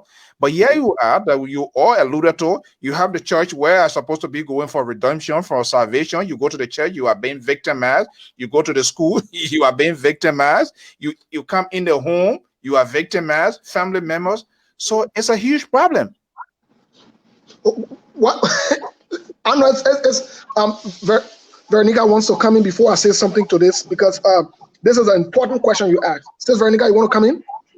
Yeah, I'm counting because I have everything written down here. Okay. And to me, everything equals to one thing. If there's no law and order, I have nobody to give an account to. I can do whatever I want to do, and nobody would tell me that I did anything wrong. So it will come to the laws, and then it will go to the lawmakers, to people that implement it. Because if you tell me, Vero, you can beat that child if that child steals from you, and I will beat the crap out of that child, and nothing comes out of it, bring the next child. Why? Because there's nobody telling me, Vera, if you touch that child, there's something called child abuse. So you will be held accountable for it. So the teachers, if the teacher tries to violate the students, there's something called the teachers, there's violation. The pastor, you'll be held accountable. There's something, it's accountability, and the law is not. I hear what Dr. Sidi is saying. The reporting system is improving, but there's nobody pushing the paper. That improvement is sitting on a desk. It needs to be pushed, or else it will sit there. And Okay. there where I think. Before you come in here, let me put this here. Let me just add on it, because I want you to respond to it. Talking about what you're talking about laws, that's part of it, because I'm wondering here, what are the laws that we have on the book are so strong to the extent that people will avoid doing this kind of thing. But if the law is so flexible, I can do it, and then they just arrest me, they just went right after 30 minutes to go away. But this is what happened in 2015, 2019 of August. The current president of the Republic of Liberia, Dr. Weah, signed on this yet, and then the Minister of Gender, Madam Wilhelmina Pizzo Sedita, and that of Archibald Boda. This is what it said. They refer to that as a life-changing legacy act. All right, life-changing legacy act. Here we are. Is that practical? Can we relate to that? It's a life-changing legacy act, seeing what is unfolding today, yesterday, and even as we speak, while we on air here, by the time you go look, you open your phone, you'll be surprised as another things taking place. Is justice being served, or is it a justice systems that failing us to get us to, because it is very, very rampant now, as more than the corruption that we are also fighting. So we are on so many fronts. So Steve, let me just say something quick on this. I'm very happy that the president, the ministers, legal advisor signed on this as a legacy. All we are saying is, please, we all like to join to make this legacy the legacy indeed. So to make that the legacy indeed. Okay, let me just take the call here, and then maybe you can answer it. Cora, are you there? Yes, I'm here. Good afternoon, good evening, depending where you're calling from. What's your name? Do you have a question for my guest? Yes, my name is Francis Wilson, and yeah, go ahead. Okay, I'm getting an echo, so let me turn it down. Yeah, we're hearing you. Go ahead. My name is Francis Wilson, and I'm calling from Connecticut, USA at the moment. Okay. I wanted to say, because you asked about whether or not the system is failing us. I'm getting an echo, but anyway, you have to first have a system for it to fail. The problem is we don't actually have a system in Liberia, and we are starting from being almost babies. We have to put a system in place. And then on top of that, we have to hold our governments, their feet to the fire, so that they can make sure the system works. The other thing is when it comes to our various ministries, the justice ministry, the gender ministry, and what have you, government has got to stop putting people in jobs that they are not familiar or qualified to do. There are people, a lot of people on these panels who have the education, who have the background, who know what they're doing. It's about getting titles with us in Liberia, and that's not good. And not function. Instead of function, the title they are interested in. They want the titles, have no idea what the function is supposed to be in that capacity, and that is what is failing us. I'm actually part of this group, okay, and we've come together to basically put light to the situation. We want to start the conversation. We want to give the information and build up from there. Every journey starts with the first step.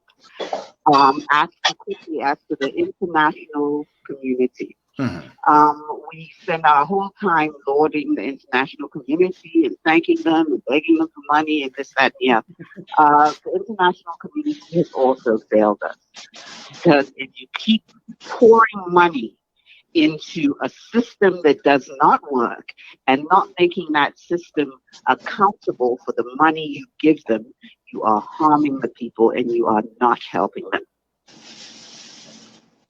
That's all I had to say. Okay, well, okay, thank you so much. Let me go back to the guests. Hopefully they can respond, but I thank you so much for chipping in here as well. Don't hesitate to call back if you can. Okay, thank you. Bye. All right. Okay, guys, are you there? Yes, I'm here. She brought in a very good proposal as well. I believe you are responding to my questions, and she came in, which I think just we're going to reinforce your answer, Moses. Steve. Well, Mr. So, let me say this to you. In psychology, any behavior you want to extinguish or you want to stop, you can stop it. But there are two things that needs to happen. There has to be a reward and there has to be punishment.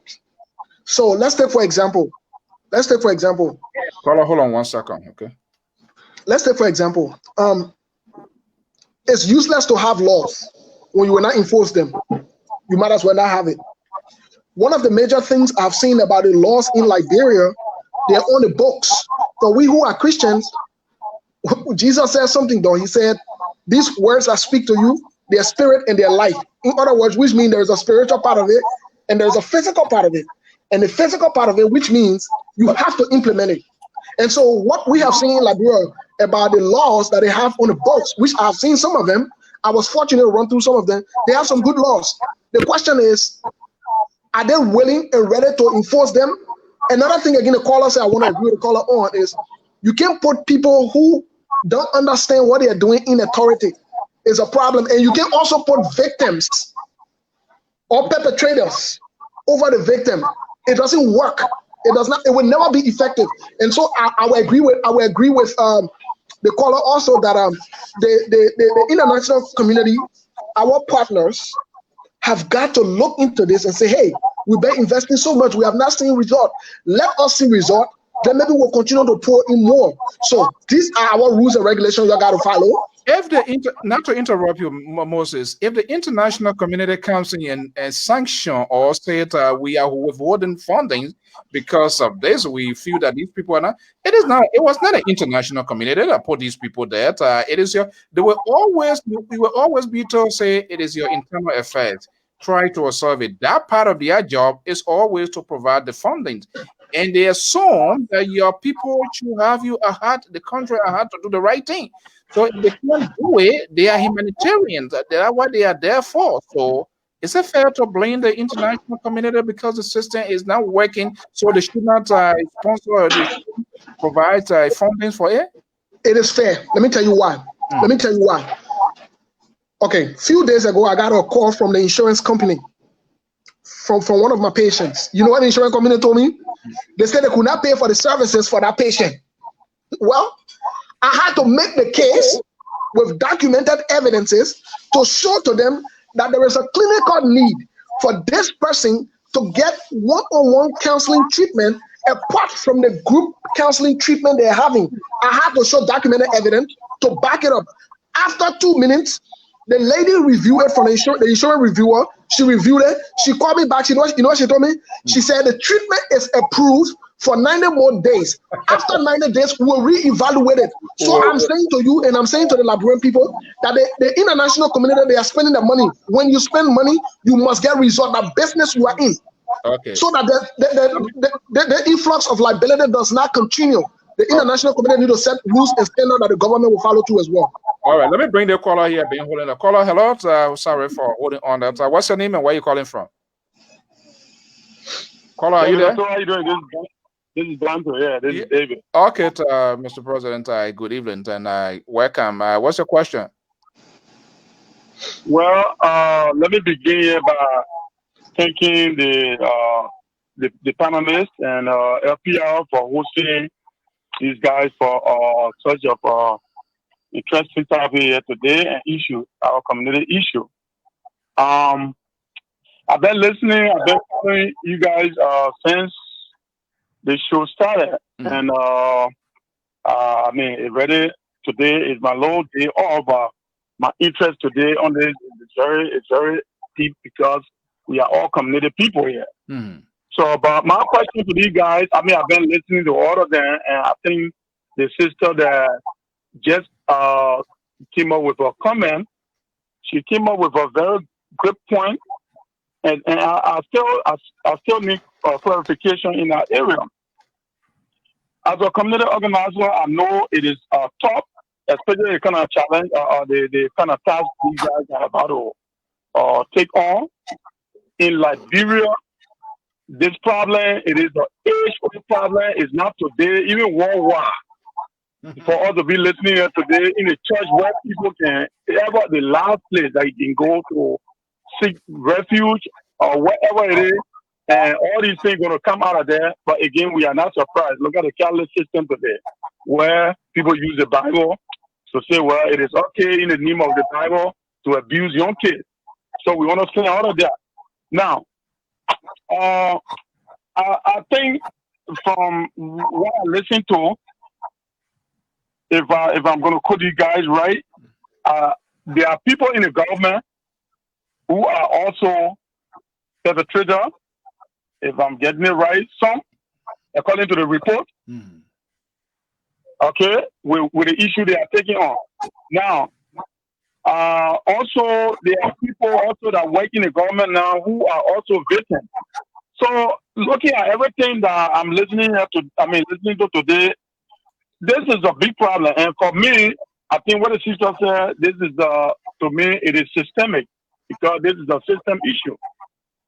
But again, whatever little anybody do in advocacy, I mean, it was 1 million because every little result you get out of just talking to create awareness, it is plus. So, but the challenges are there. Now, my question to these guys, we're looking at Liberia right now, where you don't have a kind of cell system in place. And from this organization, I know they are based in the U.S., like all that working, top territory in Liberia. What is the plan that they are doing, what the kind of strategy? Because I know they will work on the people who are victims, people who are not even victims, but also somehow are connected to this. What is the strategy these guys are going to put in place that they're going to work within a system where you have no system? Okay, what's the strategy? All right, thank you. Let me just go to I'm hearing different stuff. I mean, and which is good that they're touching on every aspect of what they need to do to bring this to us or kick off. Looking at Liberia, there is nothing over there organized. So I know. So I'm not sure when you bring into that. How are they going to bring? Especially when you have somebody who you think the person is in authority and somehow their name fall on our list, and it's going to be a gamble a little bit there. So what are the things they're going to put in place to okay, let me go to that. Yeah, let me go to them and they can respond to that. Thank you so much. Yeah. Okay, all right. There you go. That's the question. I don't know if government person were to come in here to say there's no system that we agree with. I'm not sure. We hopefully we're gonna bring them here because we need to. At the end of the day, we have to engage these people. If this group, if all of us are to succeed, they have to open their arms so that we can have this discussion here. So the gentleman is asking, what is the strategy? I don't know. What is the plans? Is there something any of you guys can come over? The essence? Yes. Yeah. Yes. In all respect, and I know where this caller is coming from, and I know this is we all have experienced frustration into. But this thing about no system in Liberia, I like for a pinch of salt, and I like people to begin to rephrase this idea. There are systems in this country. What we have is people who are not following the system, and there's no one to hold them to account for not following the system. And in this particular instance of sexual and gender-based violence, what we is we want to support, we want to encourage, we want to work with, we want to collaborate with bearers to ensure that there is accountability, both for perpetrators, the victim is taken care of, the laws that are supposed to be in place, they are enhanced and enforced, and those who need to do that are doing that in an expeditious way. Now, if you talk about systems in Liberia, all around you will hear Liberia has one of the best law or legal systems. The laws are on the books. The laws are on the books. We want to now say take it off the books and use it for the betterment of the society. That's all we ask, and I don't think that should be too much to ask. We already know the issue of system. The issue of system. If people know that when they do certain things, they are going to walk away, it's going to be about who knows you. It's going to be about, do you know who I am? These in this 21st century has to be put aside, and we have to deliberately do away with this. And we are in this particular small area, but like you have heard our conversation, this area will have a broad impact on so many other areas of our national life. So yes, we have to get a question of hearing and holding people accountable.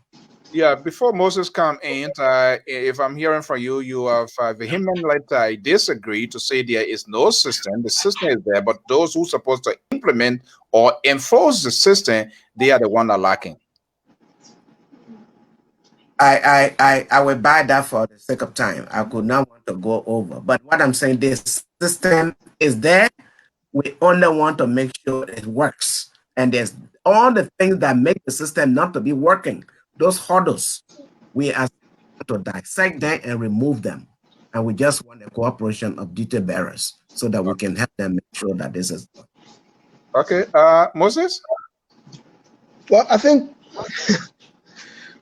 one of the most important things that we have come to the table with is the willingness to empower, educate, inform, and if there are systems, help look into it to see how we can structure, organize them better, and ensure that whether the government or foreign partners and even Liberians, we can all work together. Because Mr. So, I was there in from 2016 to 2018. I was doing a little research by myself, and I come to realize that. And let me be on the record here again for that. I come to realize, and I want to say this, that if we do not address this now, it will be the biggest pandemic we will face as a country for the rest of our lives. And it could affect the next generation. It will affect the economy. It will affect birth rate in our country. It will also affect productivity. And we might become, I don't know what kind of term to use, because this is a national crisis that is creeping on us. Imagine all of the people that are involved with this whole thing we're talking about, whether that sodomization, whether that mental health issue, whatever it is. They are younger people for the most part. The victims, the perpetrator, most of them are younger people. So that means the next generation is being pushed into this. What we want to do is to prepare, create a system. And I'm saying this though, Mr. So, I don't want a government job because I want to be honest with everybody. I don't want a government job because I don't want nobody positioning me to say, you can't talk this, you can't talk that. No, I want to come and do a job and walk away. Because if I'm doing it, then I'm doing it, let hold people accountable, because I believe in rewards and punishment method. I believe this is one of the ways we can heal as a nation. I believe this is one of the ways we can move forward. Because let's take, for example, if the president appoint me, I know psychologically, I know that the president can position me to do certain things. I will tell him I will resign, and I will tell the people what he told me to do. So you see it. So if I am coming with this critical voice, it would be the service to your country. If you learn and you have the expertise to go serve, your job is to go serve. Where if you find out that the president is not listening to you, then you leave it. It's almost like listening to Colin Powers this evening. To just inside this here, he said he made his position known then, and he's saying it now. So yes. I don't think it would be profitable to you after getting all of the expertise and you see your country is drowning in a specific area and say, oh, I'm not going to go there because so it's just like running ahead of your shadow. No, that's not the context. That's not the context in which I spoke in, Mr. So what I'm saying in a nutshell is I am willing to come. The group is willing to help the country. Personally, I'm willing. The group, I believe most of us, based on our conversation, we are willing to help. But this is what I will not do. I've said it to the group and I've said it to anyone. I will not compromise my profession for anybody or for anything. I will not. So that means if we are coming to help, which we want to help, we want the government to work with us. If somebody is for in certain things, let's turn into the law. We're not going to turn blind eyes. Now to carry this out of the bag, and that you are on the ground. It says Veronica, Louise, if you were to call you, you are here. You are willing to help. Have you unveiled yourself to the government? There are two factors here, and for us here, we all would like to discuss a critical issue here. The government, who is sensitive to all of the things that are happening here, we know they are the big elephant in the room. But we have people also now that are also involved in name callings. They are politicians, they are advocates, they are this right, they are that right. It makes it difficult to establish the true identity of these people here. So sometimes the government too finds it difficult. And I'm not saying that's a justification of this government here, but you know what I'm talking about here. So have you unveiled yourself? I asked this question previously. Have you unveiled yourself to the government? And if so, what specifically, what expertise are you taking in there to say, hey, we have realized X, Y, Z happening here. This is where we want to be. And into responsible and sensible government will always like people to supplement their effort because then it will also set the stage for the people out there to say the government not doing it, because you will be able to get the first-hand information and all of the things that are happening there. Have you reached out to the government and unveiled your true identity as to how you want to help this government or Liberia? I might put it in that context. Yes. As a group. Yes. No, not as a group, but I'm just saying yes, and I will explain. We have availed ourselves. First, I'm here. I'm in Liberia, and I've lived in Liberia. I landed in this country December 23, 1989. The war broke out on the 24th. I didn't leave. I'm still here. And maybe Steve will change his mind sometime, but I have said to people, whenever I come to you and say, please consider me for this position, look at my face very well. Tell me no, because I will never come. I don't want a government position. I'm never looking for one. I do what I do as a professional, and I do my duty. In the context where the engagement with government on this issue is very, very prominent, is that the institute I represent runs a number of research initiatives. Let me see here. And some of those research initiatives let me support. Okay. Yeah, hold on 1 second here. Let me Madam Ko, are you there? I am. Okay, yeah, all right. Yeah, the guys are listening. Well, I heard you ask a question. First, I want to greet my team with you today, and I am very proud of them. Hearing all of what I'm hearing, thanks for the job well done. I wanted to address the question about have we availed ourselves to the government. I just wanted to add what Doc said and Steve and Sis Veronica have already said. Okay, we yeah. have to. Yeah, we go have ahead. We have availed ourselves on our individual platforms before we came together. Whether through platforms or like Dr. Sini in Liberia through his reports that he's done his research and his work he does every day. He has availed himself. So individually, we have availed ourselves. Collectively, we have availed ourselves. We've been doing this, going from platform to platform, and members of the government, high-ranking officials of the government have been following us. We've been saying it consistently. We're not for the government. We're not against the government. We want to help. We're not going to force ourselves on you guys. We're willing to help. If you open the door a little bit, we'll come in to help. But we're not coming to take your jobs. We're not coming to do it. We want to help you guys. But you have to open the doors. And we're saying it again. We're willing to help you guys with no strings attached. But we're not going to force ourselves. We're not going to beg you to help us. We have people who do this every day. Go from psychologists to social workers to I would say accountants or auditors, or policy makers, just name it all. We have them all. Legal minds, everything. Researchers, we have them all. They're not supposed to have anything, but we have a bank of knowledge. In my Dr. Cindy's word, we have a mighty army, and we're willing to help. In our weakness, we're willing to help. But we're not going to force ourselves. I just want to add to it. Yeah, so Madam Cole, when you say we are not willing to force yourself, this is about your country. How many presidents we have had, they are gone. It's not about George Weah or even the Helen Johnson Sirleaf were there. We are talking about a sovereign nation. So it brings me into the question when I had Dr. Dubai Nya here and asking with all of his expertise, you unveil yourself. And he said, yes, I did. I wrote the Ministry of Health. I contacted National Public Health Institute. So the reason here, because if it is so that this group, this professional group, based on what I'm hearing so far and the kind of caliber of people that I'm talking to, if they have reached out in the sense that, okay, we are introduced ourselves, this is who we are, and the government is not doing that, then we will also call them out as it is. But to say that, well, you are on LPR now, you are on Gibson Jerry show, you were on this other person's show here. No, that's not all of it. No, not because we're on the station. We have, what I'm saying is that individually we have been sounding this from our different platforms. Okay. The gender minister has been my Facebook friend from the time Facebook has been in existence. We've been friends outside of Facebook. So she followed my post. It has been consistent that we're willing to help. I've said it in different ways. I'm willing to help. She knows that. She's gone on my LinkedIn profile as a week ago. She's seen my profile. Right. So she knows that I can bring value to her. With humility. This sort of behavior is getting frustrating that at some point in time you say, you know what, because this is what government, and I'm telling you, I'm not saying that's what this government are doing here.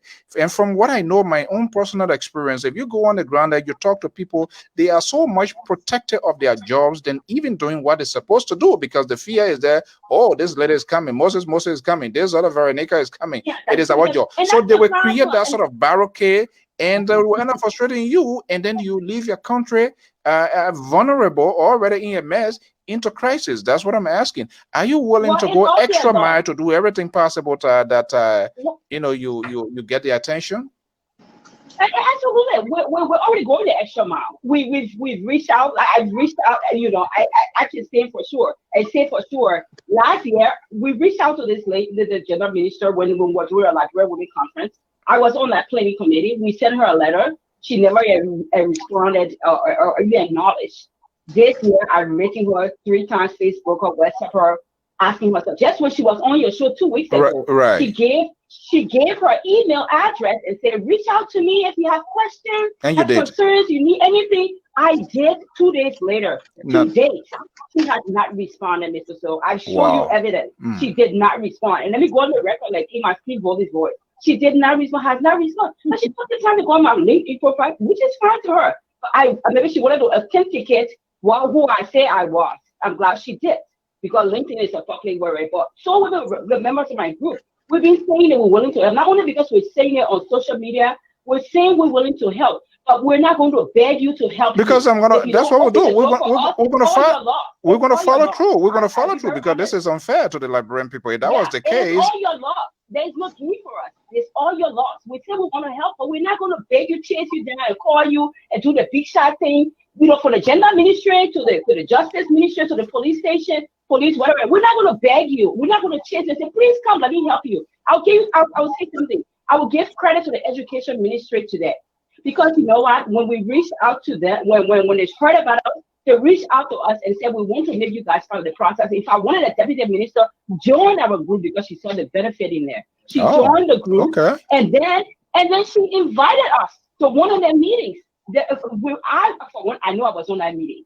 A couple of people were on that meeting. So that is welcoming. She understands that she's not intimidated by us. She sees the need, that she thinks that we have something that we can add value to the ministry, to the group, whether now or later. She opens the door, somehow she opens the door, and that's inviting, and that's what we want. We don't want nobody's job. Seriously, every one of us, we're comfortable in our role. Right. You know, there's too many jobs in America, especially McDonald's job. We can have them all, and we'll be okay. All right. So, Mr. Soul, are you still willing to go that? Are you still willing to go that extra mile? So what do you call extra mile? No, if I say I'm seeing a little progress, like you said, like you alluded, right? That the minister. Yes. Let me show this in. Our team, as this group that we've been together, I think about 6 weeks or 7 weeks, and I lost my count. But we plan to send her an official notice to say this is who we are, this is what we are about. The same to the justice or or police. If you find their email, because everything about them is hidden, you got to go through 1 million levels. But at least we got the Gmail, which is the official email for gender. So we'll do that. But we're not going to bait people with phone calls. I'll be very honest with you. I don't know what is considered extra mile. No, if I say I'm using extra mile in the sense of not getting tired because it has not happened. But I see the little progress here. If one of the ministers of government from the education to buy into this here, perhaps that person can be used in the sense that, hey, you need to tell your people this is what we meant good for Liberia. This is what we want to do. We are not coming to run people over anyway. And I know where the frustration is coming from. That's the same problem we face here in the media war here. When things happen, you will reach out to those people and you will beg them just to clear their names out. And that's the same thing you are doing. So I am just only saying, do not get tired. Reach out to them because it will come a point we'll call them out because if they are not willing, they are not doing it to you. They are just hurting the country, and that's what I just want to emphasize on. Yeah, but I don't think that responsibility to the assistant minister of education to beg other people to come along. I think she saw the value in the team. She's been there and she's seen how best we can help her, and she tried to take advantage of it. Right. So I think and they all have been following. They follow us. They listen to this video. I'm telling you, people as close as the president, they listen to this. They listen to us on different. Oh yeah, they're all over the place. They listen to things all over the place. Well, whatever the reasons are, I would say, Mr. Soul, in all humility, is their loss. We're willing to help, but we will not force ourselves on them. I'll be very honest. Okay. I mean, it's fair enough. We will not force ourselves on them. Yeah, fair enough. Okay. So that's my word. All right. Thank you so much. All right, thank you, sir. We'll continue to have this sort of conversation here. Okay. All right. Thank you, sir. All right. Bye. David, do you have another question? Yeah. So I just want to make a quick comment here, then I can step out. Yeah, go ahead quickly before I bring in the poll. We'll be winding up at 6 o'clock here. Yeah, again, let me say for the last time, say thank you to these guys. One thing I will want to leave with there is, look, I know the guy, he's trying to make it look good. Every one of us here, so you know what I do, both here in the United States and even Liberia. All right? So I'm not here to say, well, to criticize Liberia or be critical on Liberia. We are all here to, help. We are in this together. But one thing I can tell you guys, I'm not sure whether their organization is legal in Liberia, but sister and brothers, what I would tell you, if you're going to do business like this in Liberia, this is a social issue. So it's not about. It is good that you touch base with everybody. They will be part of it because the government, what you're doing, like the sister said, it is something to extend the government effort. But again, the way people think, oh, their system might be in place. But for me, I consider if the system is not followed, then it is not in place. America that we live here, United States, nobody can tell you 2 a.m. when red light is on for you to say, well, I will book it or I will stand, but I will wait until it turns green. You got an option. You can go through there and you see where you're getting the mail. Now, my thing is, this is a group that is up for social justice or injustice or whatsoever. So what you guys need to put down is the comfort of the mindset of we are coming to build an institution. Because what I see a lot in Liberia over there is people go, they make noise of a problem and then no outcome. And then the problem tomorrow we pick up another one. So but from what you guys are doing, I know you have the expertise, but focus on institution building. Are you going to Liberia there? You are going to build an institution that will influence public policy. The laws are there already. It's all for you to just push it and say, well, look, this thing, we are going to make sure that this law, people follow it. So that way, I just want to leave with them. I know the system is place in Liberia, and we need to pull our country down. Okay. All right. Thank you so much. So, Mr. So, thank you for having me. All right. Thank you much. Thank you very much. Okay. This is quite interesting. Okay, guys, let me come back here to you. So, yes. Sorry. Yeah, we are. I really. This is a very critical issue, and I think, and I'm seeing the tolerance, the zeal, the commitment in you guys, and that's just what I was telling Madam Cole. We all sometimes feel frustrated, but it is why it is. That's the situation we have. So somebody got to be the sacrificial lamb in order to get things done. Because if all of us say, okay, because this one can happen, I will take it this way. Believe me or not, you are of a profession. You will not sleep fine. You will not feel good because you can help. You can do something. You can arrest the situation.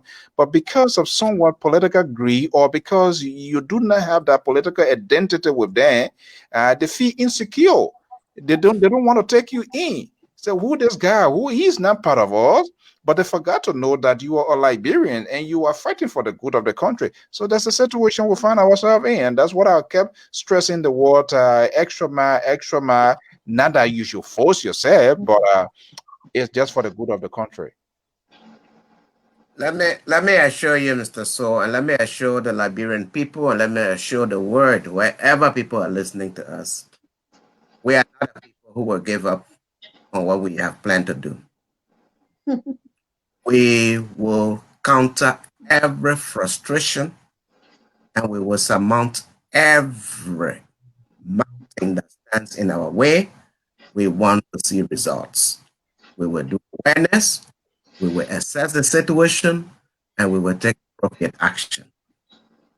We'll do this without being a harm or a confrontation to anybody. We will not be a pressing to anybody. We will do our work within professional context, and we will work to see that Liberians get what they deserve. Their humanity must be protected, and this society must be a society where our children grow in an environment of safety, care, protection, and build trust. That is a feature we are not prepared to compromise. And we are prepared to go all out to make sure that happens. Let me assure all of us about that. Okay. Well, I had to do this. The old man on the wall now is beating me up. Time I sketch up with her. But I've been talking to Madam Court since we started talking, chatting here. I'm seeing the sort of authenticity, the genuine, the passion into rescuing these social issues here. Because if we do not address failure on the part of any incoming government or all of us as a citizen to address these social issues, believe me, we'll be heading for a disaster. I don't care who you take, even Colin Powell today and makes him president of Liberia, it will still exist because we fail to address the real issues on hand. So for us here as LPR Toho here, anything that has to do with this group in terms of promotion, getting the information out there, please let us know. We will do everything possible as we can without no cost attached to it. When it comes to the politician, we can check. When it comes to the politician, I can gouge them because why? I do not trust them. You see them today, that's it. The next day, they don't know you. So I'm not a friend to them. But I see this as a real, authentic, serious issues that are confronting and is damaging our society today. And yet they are not sensible, they are not smart, they are not farsighted, they are not making provision that tomorrow's Liberia depends on the future of today. They are not looking at that. They are just, that's why you see the 70-year-old and still want to be president. They don't want to give Moses a chance. They don't want to give my son a chance. All right? That's who they are. So I'm not a friend with them. And I would encourage this group not to relent that you are on the ground. Anything that we can do, please share information with us, because you know what? We will call them out. If they fail to do the right thing, we'll call them out. And we will be as an independent souls that can bear you witness here. You know what? These people, every day Moses is on every network. Why is he talking? Does it mean that he doesn't have work to do? No. But he knows that something is not going right in the country, and that's where his passion is. So why they can't give the young man chance who is willing to come and do a piece of job? It's so ridiculous on the part of our leaders, and that's why I hate to see people cheering them up. All they're doing is justify their wrong action over and over. We're going to be having this discussion here. We keep having this discussion over and over. In fact, we are planning, since you are in Liberia, we are hoping to kick active work in the place there, and we are planning to have a certain program, justice something, where it will echo right before their door as well. I will be in touch with your guys here, and hopefully pick up time. You will go to the studio there and talk this issue. These people, you can blow trumpet in their ear until their ear drunk and bust. That's the only way they can listen, and we will not get tired. We'll blow that trumpet. Let me go to you guys for your last and final word this evening. So my last word is let me just hit this up. My last word is I'd like to thank you. I'd like to thank members of the team for not only being supportive, but for the opportunity as well, and for us to come together to discuss the issue that concerns Liberia. You know, sometimes when I go on these different platforms and I say Liberian people are the most important people sometimes take it for a joke. They don't understand that somebody can tell you every day that you crazy or you stupid, and you can think in your head and you can behave that way. Why I can tell the person that the most important people, which is a fact. Everything we talk about Liberia, you know, so that's a fact. But most importantly, Mr. So, I think if any member of the government or the opposition or whatever it might be in Liberia that loves Liberia, listen to this. My call to them is this. There are some things that cannot be about politics and it cannot be political.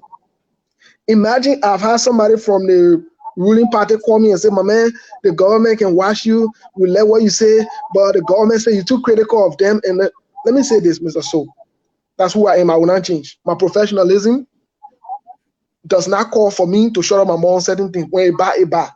When you do good, I say you do good. So I told the person, I said, if that is the reason, go tell the government, say, I will not join praise and worship. I will not praise sing. If it bad, I will say it bad. And that's who I am. So that being said, politics aside, Liberia needs help, Mr. So. In all honesty, Liberia needs help. So we who know what to do in this time, let us have the opportunity to do it. And I want to call on all Liberians. Let's join our voices together. The church, the mosque, everywhere. Let's join our voices together. Let's speak the truth. Liberia needs this, and it must be done now so we can fill the next generation. Thank you so much, Mr. So, and we'll continue to follow the program and do what we need to do. Because when y'all give me or pull Liberian credit list or eBay, then we just all done with it and just put it on the trust. Yeah, we bring politicians. You know, it's so bad. Okay, Madam Louis, let me go to you that for your final word. Thank you so much, Mr. So, for having us on the platform, and to my team, my powerful team. The good thing about this team is we are all professionals and we are all mandated reporters. There you go. So I stand by that, being a mandated reporter, that we do not wink the eye. We are for I wanted to know the mandated reporters in our country too. Not here. So as usual, like what Dr. said, he said it's on paper. mandated reporters. So we are mandated reporters. So that's one of the areas we have to trouble here before, because they're quick to take people, they're quick to go on people for whatever their views and opinion when they are even speaking the facts anyway. So I think you go ahead, man. So we are all mandated reporters. So we are here to help. Okay. And I think that's supposed to be the goal for every Liberian that's out of Liberia that have learned. We have to go back to Liberia, and we have to teach our children in the diaspora that Liberia used to be what we wanted to be. We were not always like that. And we have to keep telling ourselves that so we can see the good in Liberia. And we, like Cindy always say, we are the generation that we want to be, the generation of change. And in order for us to do the change is very uncomfortable. I don't like change either. It comes but with we pain. have to implement change. It's not easy. It comes with pain, and people want to have change overnight without any pain. Then it's not a change. Yes. So I'm praying and hoping, especially the religious community, that they get more involved, because besides the politicians, the religious leaders have more control over their members because they have more time with them during the week and, coming to church. And whatever the pastor or the imam say is what they go by. So I'm praying that we all come to the table to do this holistic healing. We need it so much. And you guys too, you are the voice. So every day we pray for you guys to be the voice. When we tell you things, you be able to narrate it, tell other people what it is. And that's how we would change one city at a time. One city at a time. Thank you so much. Thank you so much. Okay, Dad, let me just go to you that for your final word. Well, join my voices to my colleagues to really thank you and appreciate you, especially for the generous offer of always hosting us here at no cost. And we are not taking that lightly. We really, really appreciate it. I want to thank you for it. And to our Liberian people, we want to say we want to be part of the change that we all would love to see our country become. We want to be a partner. We want to be at the table. We are not looking for jobs. We simply come and we have something to offer. Please accept what we have to offer so that we all can work together and do the work that is needed to bring the available change. There are things we can do.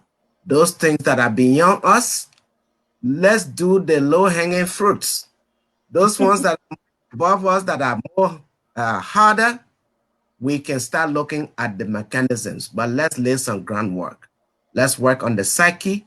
Let's protect our children. Let's give them a safe environment. Let's hold people accountable. Let our duty bearers do their work in an efficient and judicious manner.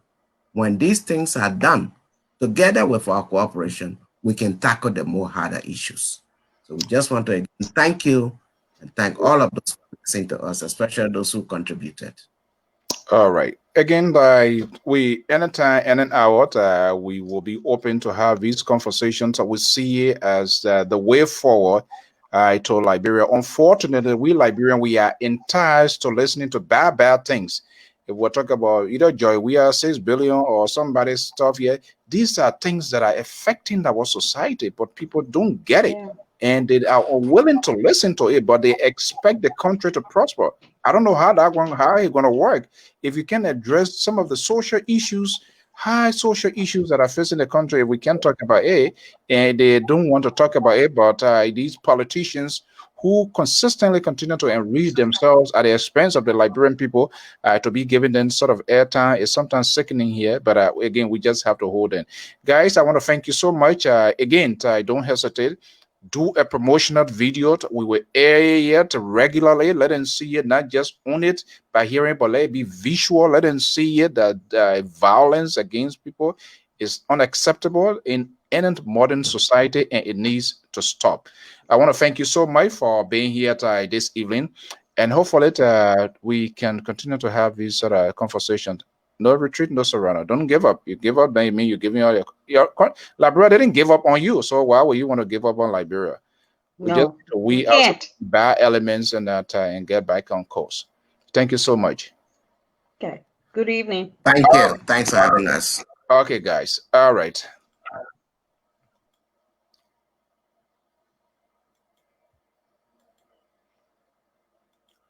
Okay, well, folks, that's how we're going to bring the curtain down here to welcome Kwame Opa Weeks as is Director General of the Liberian New Agency, leading the big cable wire news network in Liberia. What, folks, that's the group calling itself an advocacy group, presence and focusing violence against gender-based violence in Liberia. I hopefully we're going to have them yet and let them relate to national government as to how they can be incorporated, because at the end of the day, it's all about consensus building and put together as a team. And that's the only way, because there's a lot of factors besides the government. The community is involved, the family is involved. You have churches, you have schools. These places should be a safe haven. These are places violence are also occurring. So those people, you can't leave them out in the process of having to achieve your goal. Other than that, we'll be talking here all day, and at the end of the day, we'll go take painkiller, because then our message will not get on the filter sword that we want it to reach. But folks, I want to thank you so much for being part of this here. These are people that we're supposed to prioritize to give them. But again, Liberian ears are enticed to bad things. Bad things. They never listen to any good thing, and that's why we just who we are. You know, if we're talking about some kind of one vote went missing today at the National Bank or some kind of thing. They just let some sort of dramatic thing, but they have serious issues facing the country, challenges, social, economic issues. But for the most part, our emphasis always being on the political side. And when the political issues are settled and you have social and economic issues unsettled, then there's no settlement.